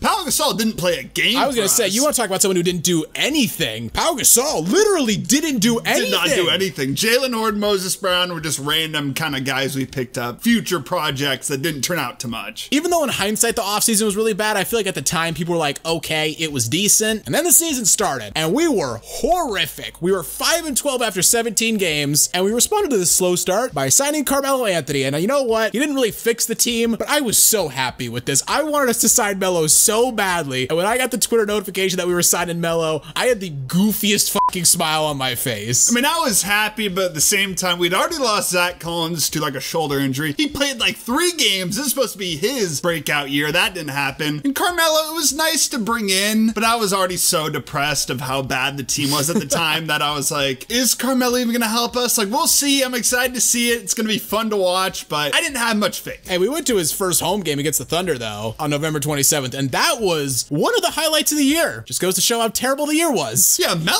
actually balled out for us. Even though we signed him on that road trip and we were still kind of losing games, he was playing all right. So I was hyped to see him, and yeah, that Thunder game was a lot of fun. A little revenge game for Melo. The Blazers, though, we were probably the biggest disappointment in the league. We dropped as low as 9 games under 500. We were 26-35 after a February 29th loss to the Atlanta Hawks. We still had one of the best offenses in the league, but we could not stop a breeze. I mean, you have Carmelo Anthony, Damian Lillard, CJ McCollum. Is that even really a surprise? You can't stop anything? No, but I thought, can we just get a little bit better? But yeah, you're right. No, you're right. The team as a whole wasn't doing good, but Damian Lillard was having maybe his best season ever. He was averaging 30 points a game. We'll talk about it later. He went on some insane stretches during this season, and he was just balling out. The problem was he wasn't getting any help. Yeah, and the Blazers just struggled with injuries too. Like you said, Zach Collins went down with an injury. Rodney Hood tore his Achilles on December 6th against the Lakers, and this straight up broke my heart because Rodney, he was like the one bright spot. Him and Dame were the bright spots. Rodney was averaging 11 points per game on 49% shooting from 3. Like, he was playing some of the best ball of his career and got cut down by an Achilles injury. Yeah, that hurt so bad. Rodney Hood was a fan favorite here. He had that that huge shot against the Nuggets we talked about, and he was having a great season, like 49% from three. That's Kyle Korver numbers. For a bench guy. Right. We did make a trade, though. We needed a small forward. We're like, you know what? Let's go out and get Trevor Ariza. He's got some experience, so we shipped off Bazemore, Anthony Tolliver, and we got back Ariza, Wendell Gabriel. We got back Caleb Swanigan, and this was a decent trade. Not really a needle mover, but it was a good trade to bring in a vet like Ariza. It was a fine trade, but it was just hilarious how we ditched Bazemore and Tolliver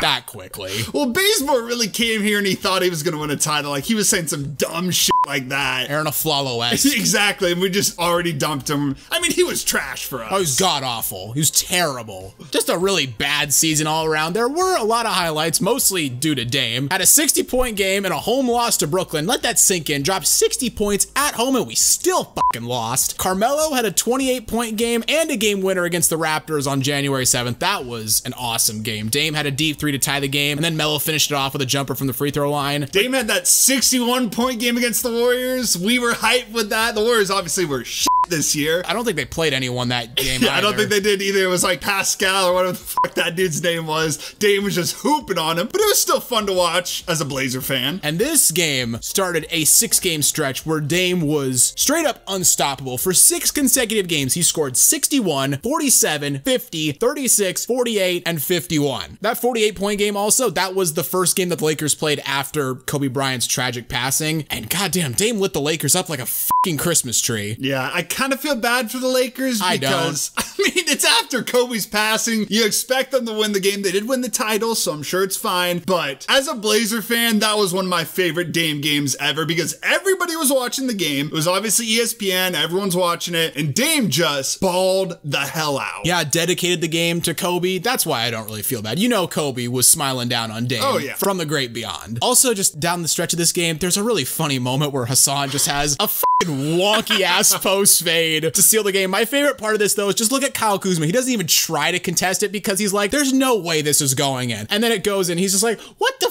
fuck, man? Come on. I mean, it's Hassan Whiteside. He's the type to make that shot because he's so damn goofy. Like, of course, that's how that game would end. This season, though, was, of course, interrupted by the COVID-19 pandemic. The season was suspended on March 11th after Rudy Gobert tested positive for COVID. We already have a full video on the bubble. It's 45 minutes long, so if you want to hear more about the bubble, go check that out. A couple things about the Blazers, though. Funnily enough, we were the only team to vote against the 22-team bubble proposal. We wanted 20 teams instead, just, I'm assuming, because it would be an easier path to the playoffs for us. Probably. We were lucky the bubble even happened because we had no shot at making the playoffs before, but kind of fake by us, but whatever. I just remember the news story coming out and there's been like, yeah, one team voted against it. I was like, oh, who's the one team? It's like the Blazers. I'm like, what the fuck? I was so ready for sports to be back, and I was like, of course our team is the one who's voting against this. We did ball out in the bubble, though. We needed to make up some ground. Memphis was in the A seed, but we went 6-2, chased down Memphis, and actually passed them for the A seed. We were just trying to play them in the play-in, but we're like, screw it, let's just pass them. We had some pretty good wins. We beat Memphis, beat Houston back when they were good, Denver, Philly, Dallas, Brooklyn. We had some decent wins in the bubble, and we were really, Dame specifically, everyone was balling out. I was gonna say, Dame carried us. He did. Dude averaged 37 points per game in the bubble, scored 45 against Denver, 51 against Philly, 61 against Dallas, and 42 against Brooklyn. By the way, the Blazers won those games by 10, by 3, by 3, and by 1. Well, that Brooklyn game, we needed to win. We barely escaped that shit. I was like, really, guys? We can't even beat this Brooklyn team? Against Brooklyn without KD and Kyrie. Yeah. Dame was named Bubble MVP, and God, just going back and watching him play in these games, like, dude was hitting deep threes like it was going out of style, especially against Brooklyn and Dallas. He had that one 40-footer against Dallas that bounced off the back of the rim, soared to the moon, and then just came down through the hoop. That was the infamous, put some fucking respect on my name. Then there's that Garrett Temple telling his teammate, Damian Lillard bringing the ball up the court. I don't care if it's CJ McCollum. I don't care if it's Michael Jordan. You pick him up.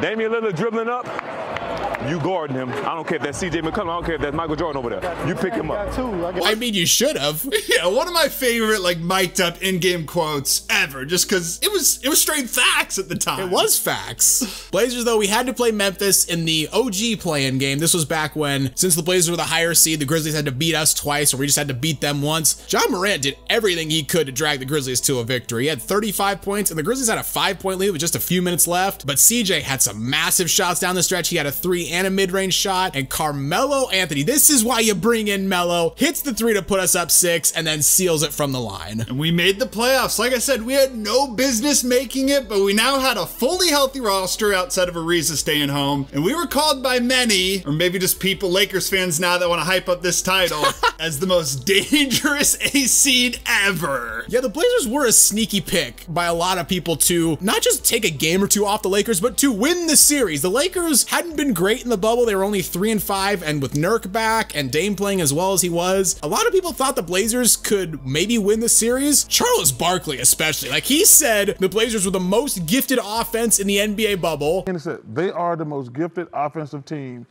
in this playoff. In the bubble. In the bubble. Might have been right on that, but his even more audacious claim was he said if the Blazers beat the Lakers in game 1, they would sweep them. If the Portland Trail Blazers win tonight, they're going to sweep the Lakers. Sweep? Oh, stop it. I'm telling you.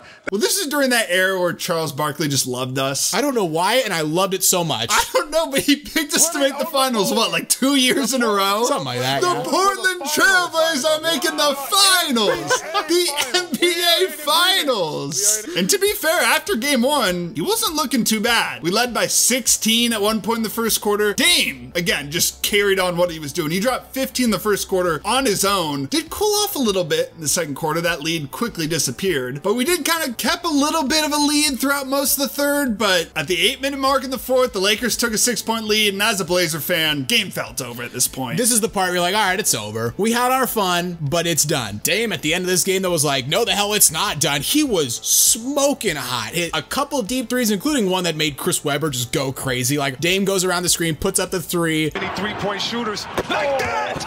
Like that! Damian Lillard! Well, whenever he hit that 3, I think it might have been the same 3. He starts dancing afterwards. The music was playing. That was the 3 beforehand. Okay. Down the stretch, too, the Blazers got some clutch 3s from Carmelo and Gary Trent, and then Nurk ended it with a dunk. The Blazers win game 1, and afterwards, Charles Barkley brought out the broom on Inside the NBA. Legit made me collapse in laughter. We were watching this game in your basement. One of the funniest moments I've seen on television. Yeah, one of the best moments as a Blazer fan. Even though it meant nothing, obviously we didn't do shit in this series, but we were just on cloud 9 after this game. And Charles's reactions that they showed like during the game too, he's like swinging his fist like, let's fucking go! God, I miss the era where Charles Barkley was the Blazers' biggest cheerleader. In game 2, we got quickly humbled. Yeah, back to reality. We got just absolutely destroyed. Nothing was going our way. Offense couldn't do anything. We were down by 30 going into the fourth quarter, and the Lakers didn't even really go off. I mean, 88, which against Nurkic, that's just what happens. That's what he does. Yeah, LeBron only scored 10 points though, but they just completely shut us down. Yeah, it was that Laker defense. We had no chance. Game 3, the Blazers controlled actually most of the first half. The Lakers didn't actually take their first lead until about 9 minutes left in the third quarter, but then that lead got up to 11. The Blazers, they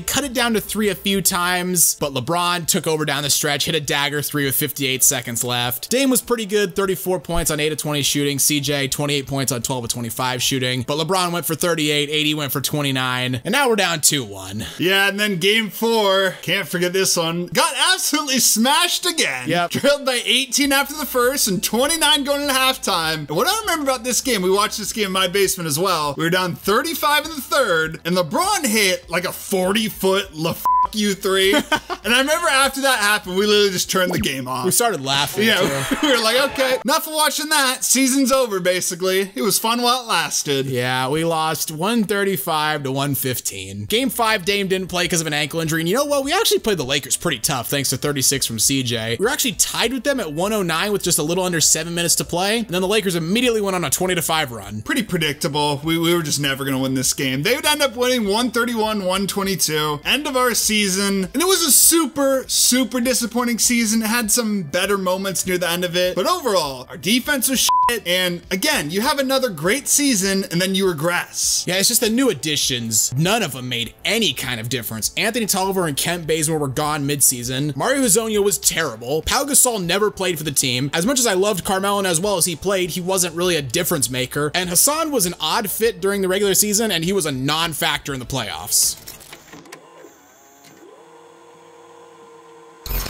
So now next season, we made some moves. Drafted Isaiah Stewart with the 16th pick and CJ Elleby with the 46th. CJ Elleby might be the worst NBA player to ever play in the association. Jeez. 4 days later, we'd ship off Isaiah Stewart because we traded him, Trevor Ariza, a future first-round pick, to the Rockets for Robert Covington. I remember being super excited about this trade when it went down because Covington was a guy the Blazers had always coveted for years. He was like that classic 3-and-D small forward that the Blazers have always lacked. So getting him felt like a huge move. Yeah, it felt like we finally had a guy that could play a little bit of defense. And then we also picked up Derrick Jones Jr., Harry Giles, Rondae Hollis-Jefferson, TJ Leaf. No name poppers there, but a couple role players that could play a bit of defense. Overall, the mood amongst fans is that we had a great offseason. Yeah, we re-signed Rodney, re-signed Carmelo, brought back Ennis. Like, I was really excited going into this season. I was like, you know what? We completely rebuilt our supporting cast. We now got, you know, a little bit of defense, a little bit of athleticism, some post scoring with Ennis, some mid-range three-point shooting with Carmelo. Like, I really liked what we did during this offseason. Yeah, and the team was much better this season. We had some great moments. This Bulls game winner that Dame hit off a jump ball. We trailed by 5 with 11.5 seconds left. Dame hits 2 threes, and like I said, off a jump ball, he gets the ball and hits a buzzer beater. One of the craziest game winners you'll ever see. We also had Ant, who won the slam dunk contest. It was his first year of actually like playing. Dame hit the game winner in the All-Star game, dropped 32 as well. He also had a 50-point game against the Pelicans. There were a lot of great moments throughout this regular season. Yeah, I specifically remember that Bulls game. Like, that game winner he got off, I remember thinking he wasn't going to get a shot off because it was kind of just like a mad scramble. Rocco, like, got the ball off the jump ball, struggled to get it to him, and Dame just took a little step back, three-pointer over Lauri Markkanen, and just cashed it. Well, I remember the Bulls, Zach LaVine hit a dagger on us early in the season. I was kind of hating the Bulls. So after he hit that, I was so hyped. Zach LaVine hits one dagger on us in Portland, and Ben's like, fuck this team. Fuck this team. I hate them. Yeah, the Blazers, we were a lot better. We were 26-18 going into the trade deadline, but it was at the trade deadline that we made a really, really interesting trade. We traded Rodney Hood and Gary Trent Jr. to Toronto for Norman Powell. I hated this trade at the time, and I still hate it. I was fine with it. I didn't think it was really going to do much. It's not what we needed, but to me, it felt like a little bit of an upgrade in the short term, at least from Gary Trent. I was kind of indifferent. Norman Powell was a veteran. He had some championship experience from 2019 with the Raptors. I was optimistic about what could happen. I wasn't. I hated this trade, and it was just because I was super high on Gary Trent. Like, I fucking loved Gary Trent. I know it's come out from his dad that he really didn't enjoy his time in Portland, which is unfortunate, but I was like, we gave up our best young 3-and-D player, and we got back another undersized scoring guard. Like, we need more of those. Yep, and it didn't really work out. We won our first 3 games after getting him, so we were feeling good. And then we'd proceed to lose the next 10 of 13 games. How? Not great. Also, what do you mean how? We're starting Norman Powell at our 3. We have 3 players starting that are under 6'4". Crazy. Also, gotta remember, the Blazers allegedly made this trade for Norman Powell instead of trading for Aaron Gordon. You know, a 6'10" power forward who can play defense, block shots, and can score a little bit in the paint, and can hit threes too. He's an objectively better player and an objectively better fit to the team. And we went with Norm. Because Neil O'Shea is just an idiot. Self-sabotaging our team from the jump. I was gonna go with Neil is just in love with guards for some reason, but I like your theory more. Right. We rebounded a little bit at the end of the year. We finished the season 42-30. We were tied with Dallas and the Lakers in the standings, and that means we drew the Nuggets in the NBA playoffs. Now, this is the second time we played the Nuggets in 3 years, and also the Nuggets were missing Jamal Murray, who had torn his ACL during the season. So we were thinking, okay, the Nuggets are down their second best player. We beat them 2 years ago. We can win this series. And you know what? In game 1, we straight up beat the Nuggets. We didn't really play any defense. We kind of just out-offensed them. We could not miss from 3. Dame was hitting from 3. CJ was hitting. Ant off the bench. Melo was hitting. We looked like one of the best shooting teams ever after this game. And I thought, series over. You can write the Nuggets off. After one game. When we were shooting like that, it looked like we were unstoppable. Sure. What'd you think after game 2? So, okay, you know, that it's fine. We got our 1 win on the road. We're chilling. I still felt pretty confident going into game 3, but game 2, they did smash us by 19. Dame went for 42, but he got no help, and Jokic went for 38. And MPJ, Millsap, and Aaron Gordon all helped out as well. Game 3 at the Moda Center. This was actually the first game that we got to go to since the pandemic, because also the Blazers were the last team in the NBA to allow home fans back into their arenas. Just classic Portland, Oregon. Yeah, what do you expect? I mean, San Francisco beat us to the punch. Exactly. Like, yikes. Still, there were about 8,000 fans in the arena for this game, and you know what? We made it feel like as big a playoff experience as you could have with that few of people, but goddamn, this was the game that will go down in history as the game where Dame and CJ got cooked by Austin Rivers and Facundo Campazzo. I don't know if I pronounced that name correctly, and quite frankly, I don't care. Yeah, this was so depressing. This, to me, felt like the real end of the Dame era. Really? Maybe not at the time, but a little bit at the time, and then looking back, I thought we needed to win this series. If the Dame, or maybe the Dame and CJ era, if that needed to continue, we needed to win this game. And after we lost this game, you remember I said it. I said the series is over. Well, you said that after game 1, so sorry if I really didn't take your word for it on this one. This time I was right, though. Dame went for 37, but the Blazers, like, it was again the same thing that happened to them against the Lakers in game 3 the year prior. Like, they kept getting close. They tied the game a few times, but they never led after the first quarter. And the thing that pissed me off the most, they couldn't even get the rebound when Monty Morris missed 2 free throws at the end of the game when they were down 3. Like, they would have had a chance. They just got the rebound to tie the game, and they couldn't even do that. Of course not. But we still had a chance to even the series. Game 4, we also went to this game. We should have beat the shit out of the Nuggets. Led by as many as 32. Everything was going our way. Literally, from the jump of this game, we dominated. We did, but I'll always remember this game because we went to Red Robin before this game. There's a Red Robin right by the Moda Center that we go to every once in a while for dinner before games, and you still had the attitude of like, the series is over. Because it was. It was. I mean, we still destroyed them, but it was over. Even after the game, you were still like, I don't like it.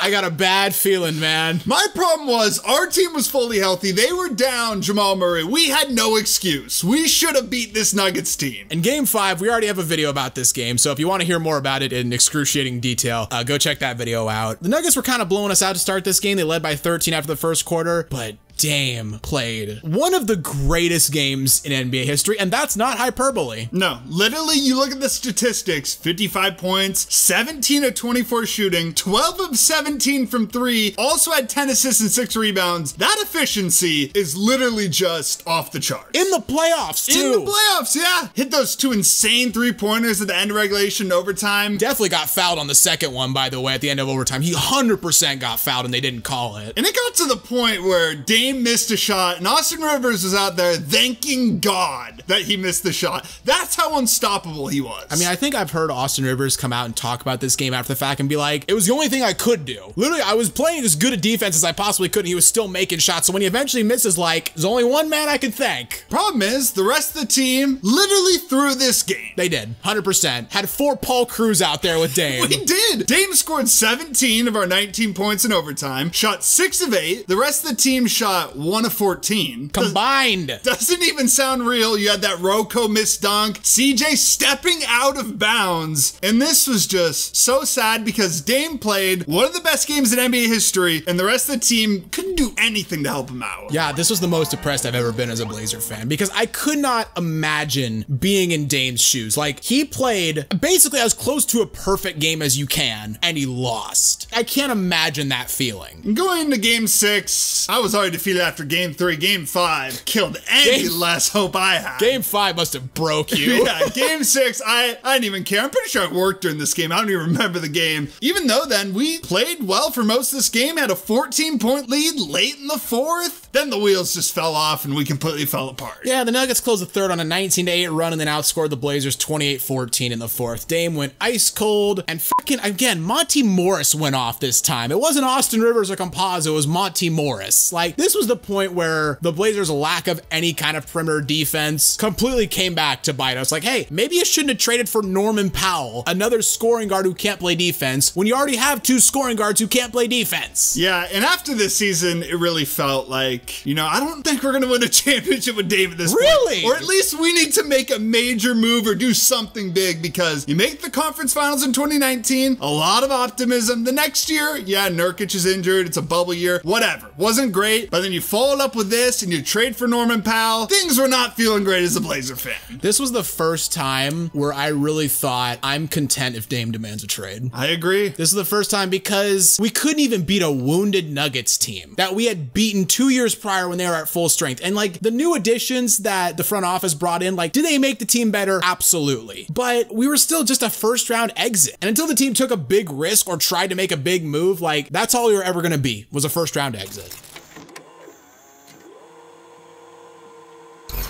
So the 2021 offseason started the day after we got knocked out by Denver, because one day after that Game 6 loss, we fired Terry Stotts, the only coach, the only NBA coach that Dame had ever known. Dude had been our head coach for like 9 years. It was the right decision. It was the right decision. It hurt, but it needed to happen. But the main thing Blazer fans were thinking at the time is Terry Stotts got fired. Why is Neil O'Shea not fired as well? Well, because he said shortly after the first round loss that the first round loss and the defensive rating of 29th in the league was not a product of the roster, Ben. It's obvious. Yeah, starting 3 players underneath 6'3" and having a bad defense. That's not a product of the roster. No correlation at all. We didn't have any defensive small forward. Like, what is he talking about? Yeah, so we fired Terry Stotts. We hired Chauncey Billups on June 27th. I was lukewarm on the hiring. Like, obviously, Chauncey, immense respect for him as a player. Honestly, I really loved watching him on those old Pistons teams. But as a coach, I think he had only been an assistant for the Clippers, and that was it. So you're bringing in a first-time head coach when you say you're trying to go for it. Yeah, I wasn't a big fan of this, but Dame did like him, and he was a very smart player, had a lot of experience, championship experience, so I was optimistic, but I also was not loving it. Yeah, this offseason just really bad in hindsight. Wasn't great at the time. I mean, the Blazers re-signed Norman Powell to a 5-year, $90 million contract, doubled down on having a starting small forward that was 6'3". Sure, why not? We also signed Trenton Watford, Cody Zeller, Ben McLemore, Tony Snell, and Greg Brown to fill out the roster. Meanwhile, we let Carmelo, Zach, and Ennis walk in free agency. Letting Zach Collins walk was just so damn dumb. I don't think it's like a monumental mistake, but Zach Collins, he's expected to start for the Spurs this year. He's a solid center, and we just let him walk after drafting him 10th overall. After passing on Bam and Donovan Mitchell, and I think Kuzma, and probably a few other good players. We're just like, here, go. Yeah, sign a small contract, and we'll just, lose you for nothing. And our big move of the summer was we sent out Derrick Jones Jr. and a protected first-round pick for Larry Nance Jr., who's a nice player. By the way, that 3-way trade also landed the Cavs' Lauri Markkanen. And the protection on that pick is screwing us over to this day. We cannot trade future first-round picks right now because of that damn protected pick. Yeah, Neil O'Shea thought Larry Nance was so valuable that he essentially fucked over the Blazers' ability to trade their first-round pick for the next 5 years to get Larry Nance. Idiot. And things started out like absolute shit. We went to this first game, it was opening night, and honestly, we had not really lost a lot of opening night games that we had gone to, but we'd ended up losing to the Kings. And I think when that happened, we kind of knew, like, this ain't gonna be the best season. Nah, this was gonna be tough. I mean, the Blazers, they got off to an okay start. We were 10-8 after 18 games, and then the wheels fell off. We won 3 of our next 17 games. God damn, that is shit. I remember it being bad. I remember it being that bad. God damn, boys. But early in the season, Neil O'Shea came under investigation after allegations of creating a toxic work environment came forward. Honestly, very bad. He created a toxic work environment. One of the best things ever to happen to the franchise, and these allegations were made public. He got fired on December 3rd, 2021 after a month-long investigation, and Blazer fans everywhere rejoiced to the high heavens. Yeah, we were so damn happy. We were like, finally, we are free from just the disaster that was the Neil O'Shea era. But it didn't get much better because we'd appoint interim GM Joe Cronin, keyword on interim because he's still the damn GM to this day. And I don't really hate Joe, but at the same time, he again really doesn't do anything. He inherited a bad situation, but he's done nothing to make it better. Yeah, the fire's burning and he just hasn't put it out. Like, it's not out of control. He's not throwing more wood on it, but he's not dousing it with water either. He's doing nothing. He's just watching it. Yeah, the season went from bad to worse. Dame underwent abdominal surgery on January 13th and was was ruled out for 6 to 8 weeks. That turned into the whole season, by the way. And this team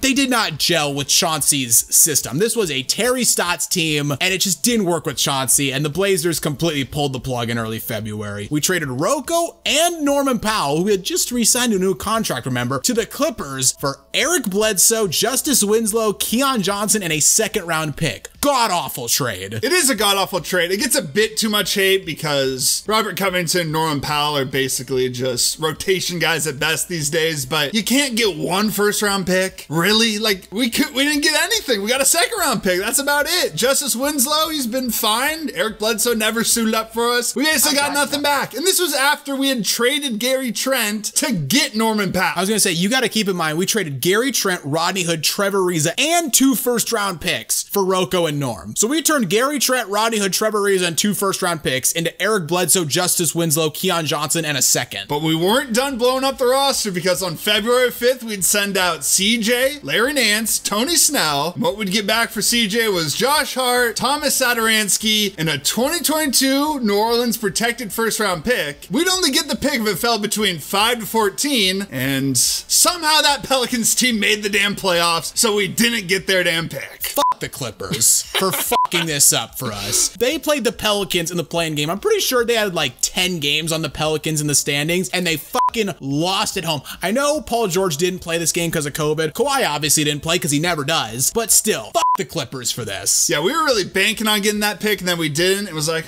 we basically just traded CJ for Josh Hart. Joe Cronin masterclass right there. He's already taken over making moves. Funnily enough, even after pulling the plug, the Blazers had a couple really fun highlights. First game after trading CJ, the Blazers hosted the Lakers, who were in the middle of fighting for a playoff position. The Blazers started CJ Elleby and Justice Winslow, Nurk, and Ben McLemore, and we beat the Lakers 107-105 in one of the most embarrassing losses in NBA history for the Lakers. We also rattled off 3 more straight wins, including one on the road at Milwaukee by 15. Giannis didn't play, but you go on the road and you beat Milwaukee by 15. Went on the road and beat Memphis, and it was kind of feeling like, okay, this team's playing well. Like, let's just see what happens. Then we kind of just shut down everything because we went full tank mode. Yeah, we stopped playing Nurk. We stopped playing Ant. I remember we went to the game after that Memphis win. It was at home against Golden State. We were like, okay, we can get a win here. That's a 5-game win streak. We're feeling good. And we got bulldozed by the Warriors. I don't even remember what the final score was. I think we were down by at least 40 at one point, though. It was started close. Ant was balling a bit, and then the Warriors just took over. Yeah, Blazers finished the season 27-55. We missed the playoffs for the first time since 2012-2013. Dame's rookie year, by the way. Just a massively disappointing season. The one bright spot is, towards the end of the season, we had an all-time legendary tank job. Oh, yeah. We maybe had the best tank job of all time, so we got some ping pong balls and had a chance of getting a decent pick.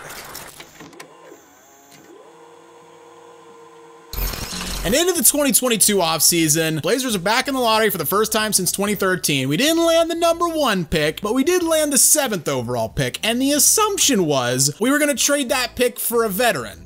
We didn't trade that pick for a veteran. We drafted Shaedon Sharpe with the 7th overall pick. I was pretty unsure of the pick, mainly because all I knew of Shaedon at the time was that he was a high school prospect that was kind of unknown during his junior year, and then by the end of his senior year was the #1 prospect in high school basketball. And I'm always very weary of players that just shoot up rankings out of nowhere. I get like Mitch Trubisky syndrome. So I was unsure of it. You loved it, though. I love the pick. I wanted us to take Shaedon. I just thought he had all this upside, and like I said, you can even see it way back on our channel. I said, steal of the draft. I texted it to you, and I was right. Shaedon Sharpe, what a pick by us. And the offseason, this was a really good offseason at the time. We traded 3 second-round picks and the Milwaukee pick from the CJ trade to Detroit for Jeremy Grant. We re-signed Anthony Simons to 4 years, $100 million. Re-signed Nurk to 4 years, $70 million. Maybe a bit of an overpay. And we brought back Drew Eubanks for 1 year, $2 million. Okay, we meme on Drew Eubanks way too much. He actually, for 1 year, $1.9 million. He was serviceable. He's a good player. I think he was one of the top players in blocks off the bench. So Drew Eubanks, he's an okay guy. He's decent. Yeah, he's decent. We also signed Gary Payton, Oregon State player, to 3 years, $28 million. There's a whole thing about that we'll talk about later, but we did bring him in. It looked good at the time. And then on July 29th, we locked up Dame to a 2-year max extension. 2 years, $122 million. At the end of the extension, that would mean he'd be making like $60 million a year. And hey, he came out after he signed that extension. He said he felt the team was headed in the right direction.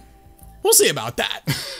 So the regular season, Blazers actually got off to a phenomenal start. We had the best record in the Western Conference for a hot second. Yeah, Dame was playing well. He was looking like an early MVP candidate. I remember Jeremy was playing great. He had that buzzer beater against the Suns. We were so hyped. Everything was going so well. Then we just straight fell back down to earth. We plummeted to earth. The problem with this team throughout the year is just it felt like we lost so many close games that it felt like they should win. Those back-to-back losses on the road to Oklahoma City, a home loss to Orlando, a home loss to the Lakers where the Lakers came back from a 25-point halftime deficit. That was the one where Patrick Beverley did like the broken watch thing to mock Dame, which, that hurt. Gary Payton barely played due to injury. Even despite the lackluster team performance, again, Dame was having the best statistical season of his career. Oh, I'd never seen Dame play like this. And the whole thing you got to remember is Dame basically missed the entire last year. A lot of people were saying, oh, is he still going to have that step? Like, I think Dame's going to fall off. And he proved everybody wrong because I'd never seen Dame play this well. Yeah, and the Blazers, they had a couple highlights throughout the year. We mentioned that Jeremy Grant buzzer beater against Phoenix. Josh Hart had a buzzer beater against Miami. Dame dropped 60 against Utah on January 25th. And then the performance of the year from Dame, dropping 71 on the Rockets on February 26th. Yeah, that was absolutely crazy. I don't think we'll ever see anything like that in a Blazer uniform. And Dame was playing at an MVP level, but the team was just struggling. For example, he averaged 38.5 points a game on 50% shooting from the field and 41%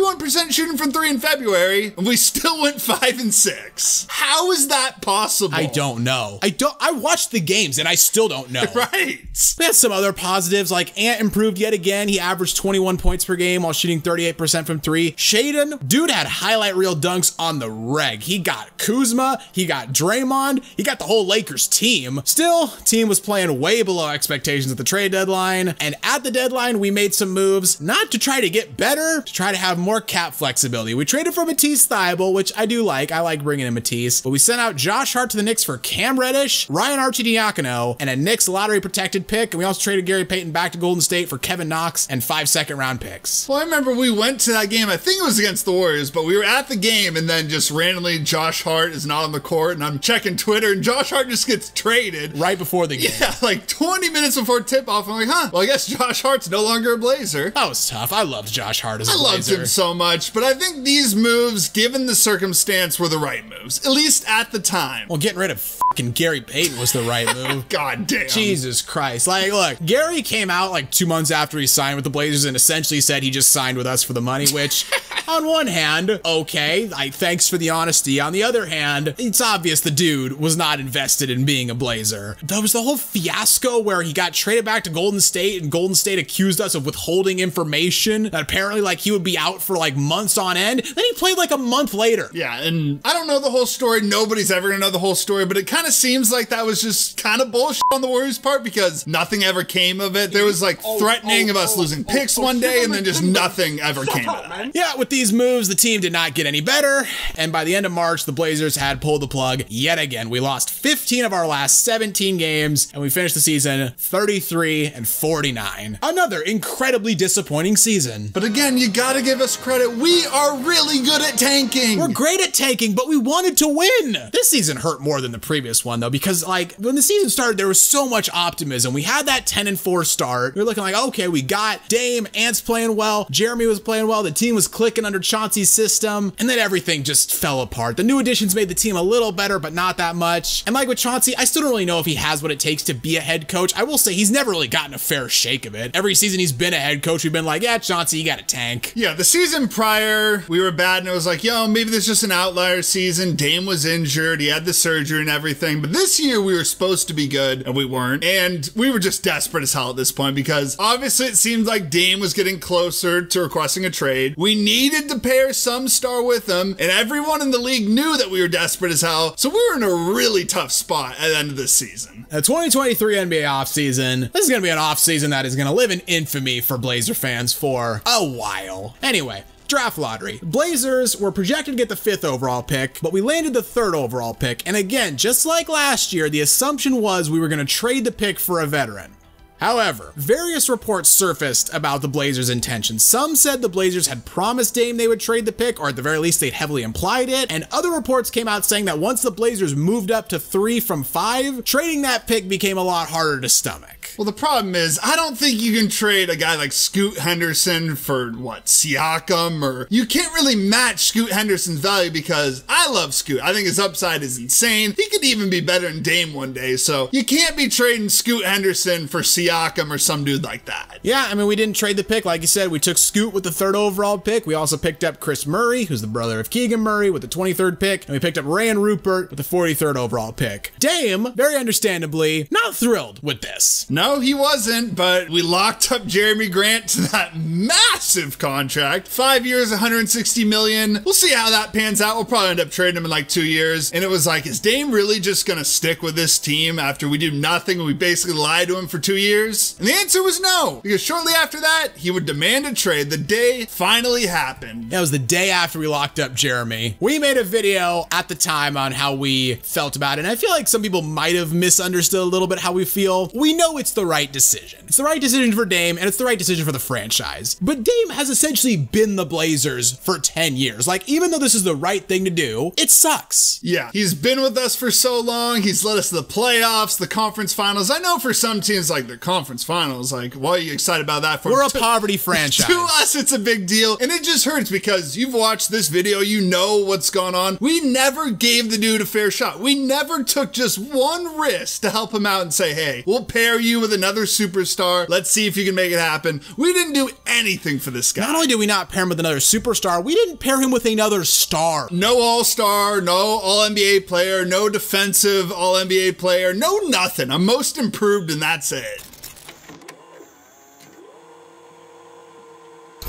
But after months of waiting, Wednesday was finally the day. In a pretty shocking announcement, the Blazers traded Dame to Milwaukee. We also sent out Yusuf Nurkic, Nasir Little, and Keon Johnson, and we got back Drew Holiday, DeAndre Ayton, the Bucks 2029 first-round pick, and 2 swaps in 2028 and 2030. What do you think of the trade? I'm content with it. He gets sent to Milwaukee. It's going to be much easier to root from there than Miami. And then the Hall, I feel like it's decent. You get Holiday, who we're obviously going to flip. You get Ayton. I'm excited. Maybe Ayton can turn to the potential we thought he had when we got drafted. I don't know. Then you get 1 pick and a couple swaps. Not the best, but I'm fine with it overall. I actually like it a lot more than whatever the Heat were offering. Like, I like that we got Ayton. I know a lot of people are saying we might have got him anyway. I don't know that, but I think Ayton is a better piece than anything Miami had to offer. I think Drew Holiday is going to be easier to flip than Tyler Hero was. I like the Bucks picks. I mean, in 2029, Dame will be what, like 40? Giannis will be in his mid-30s.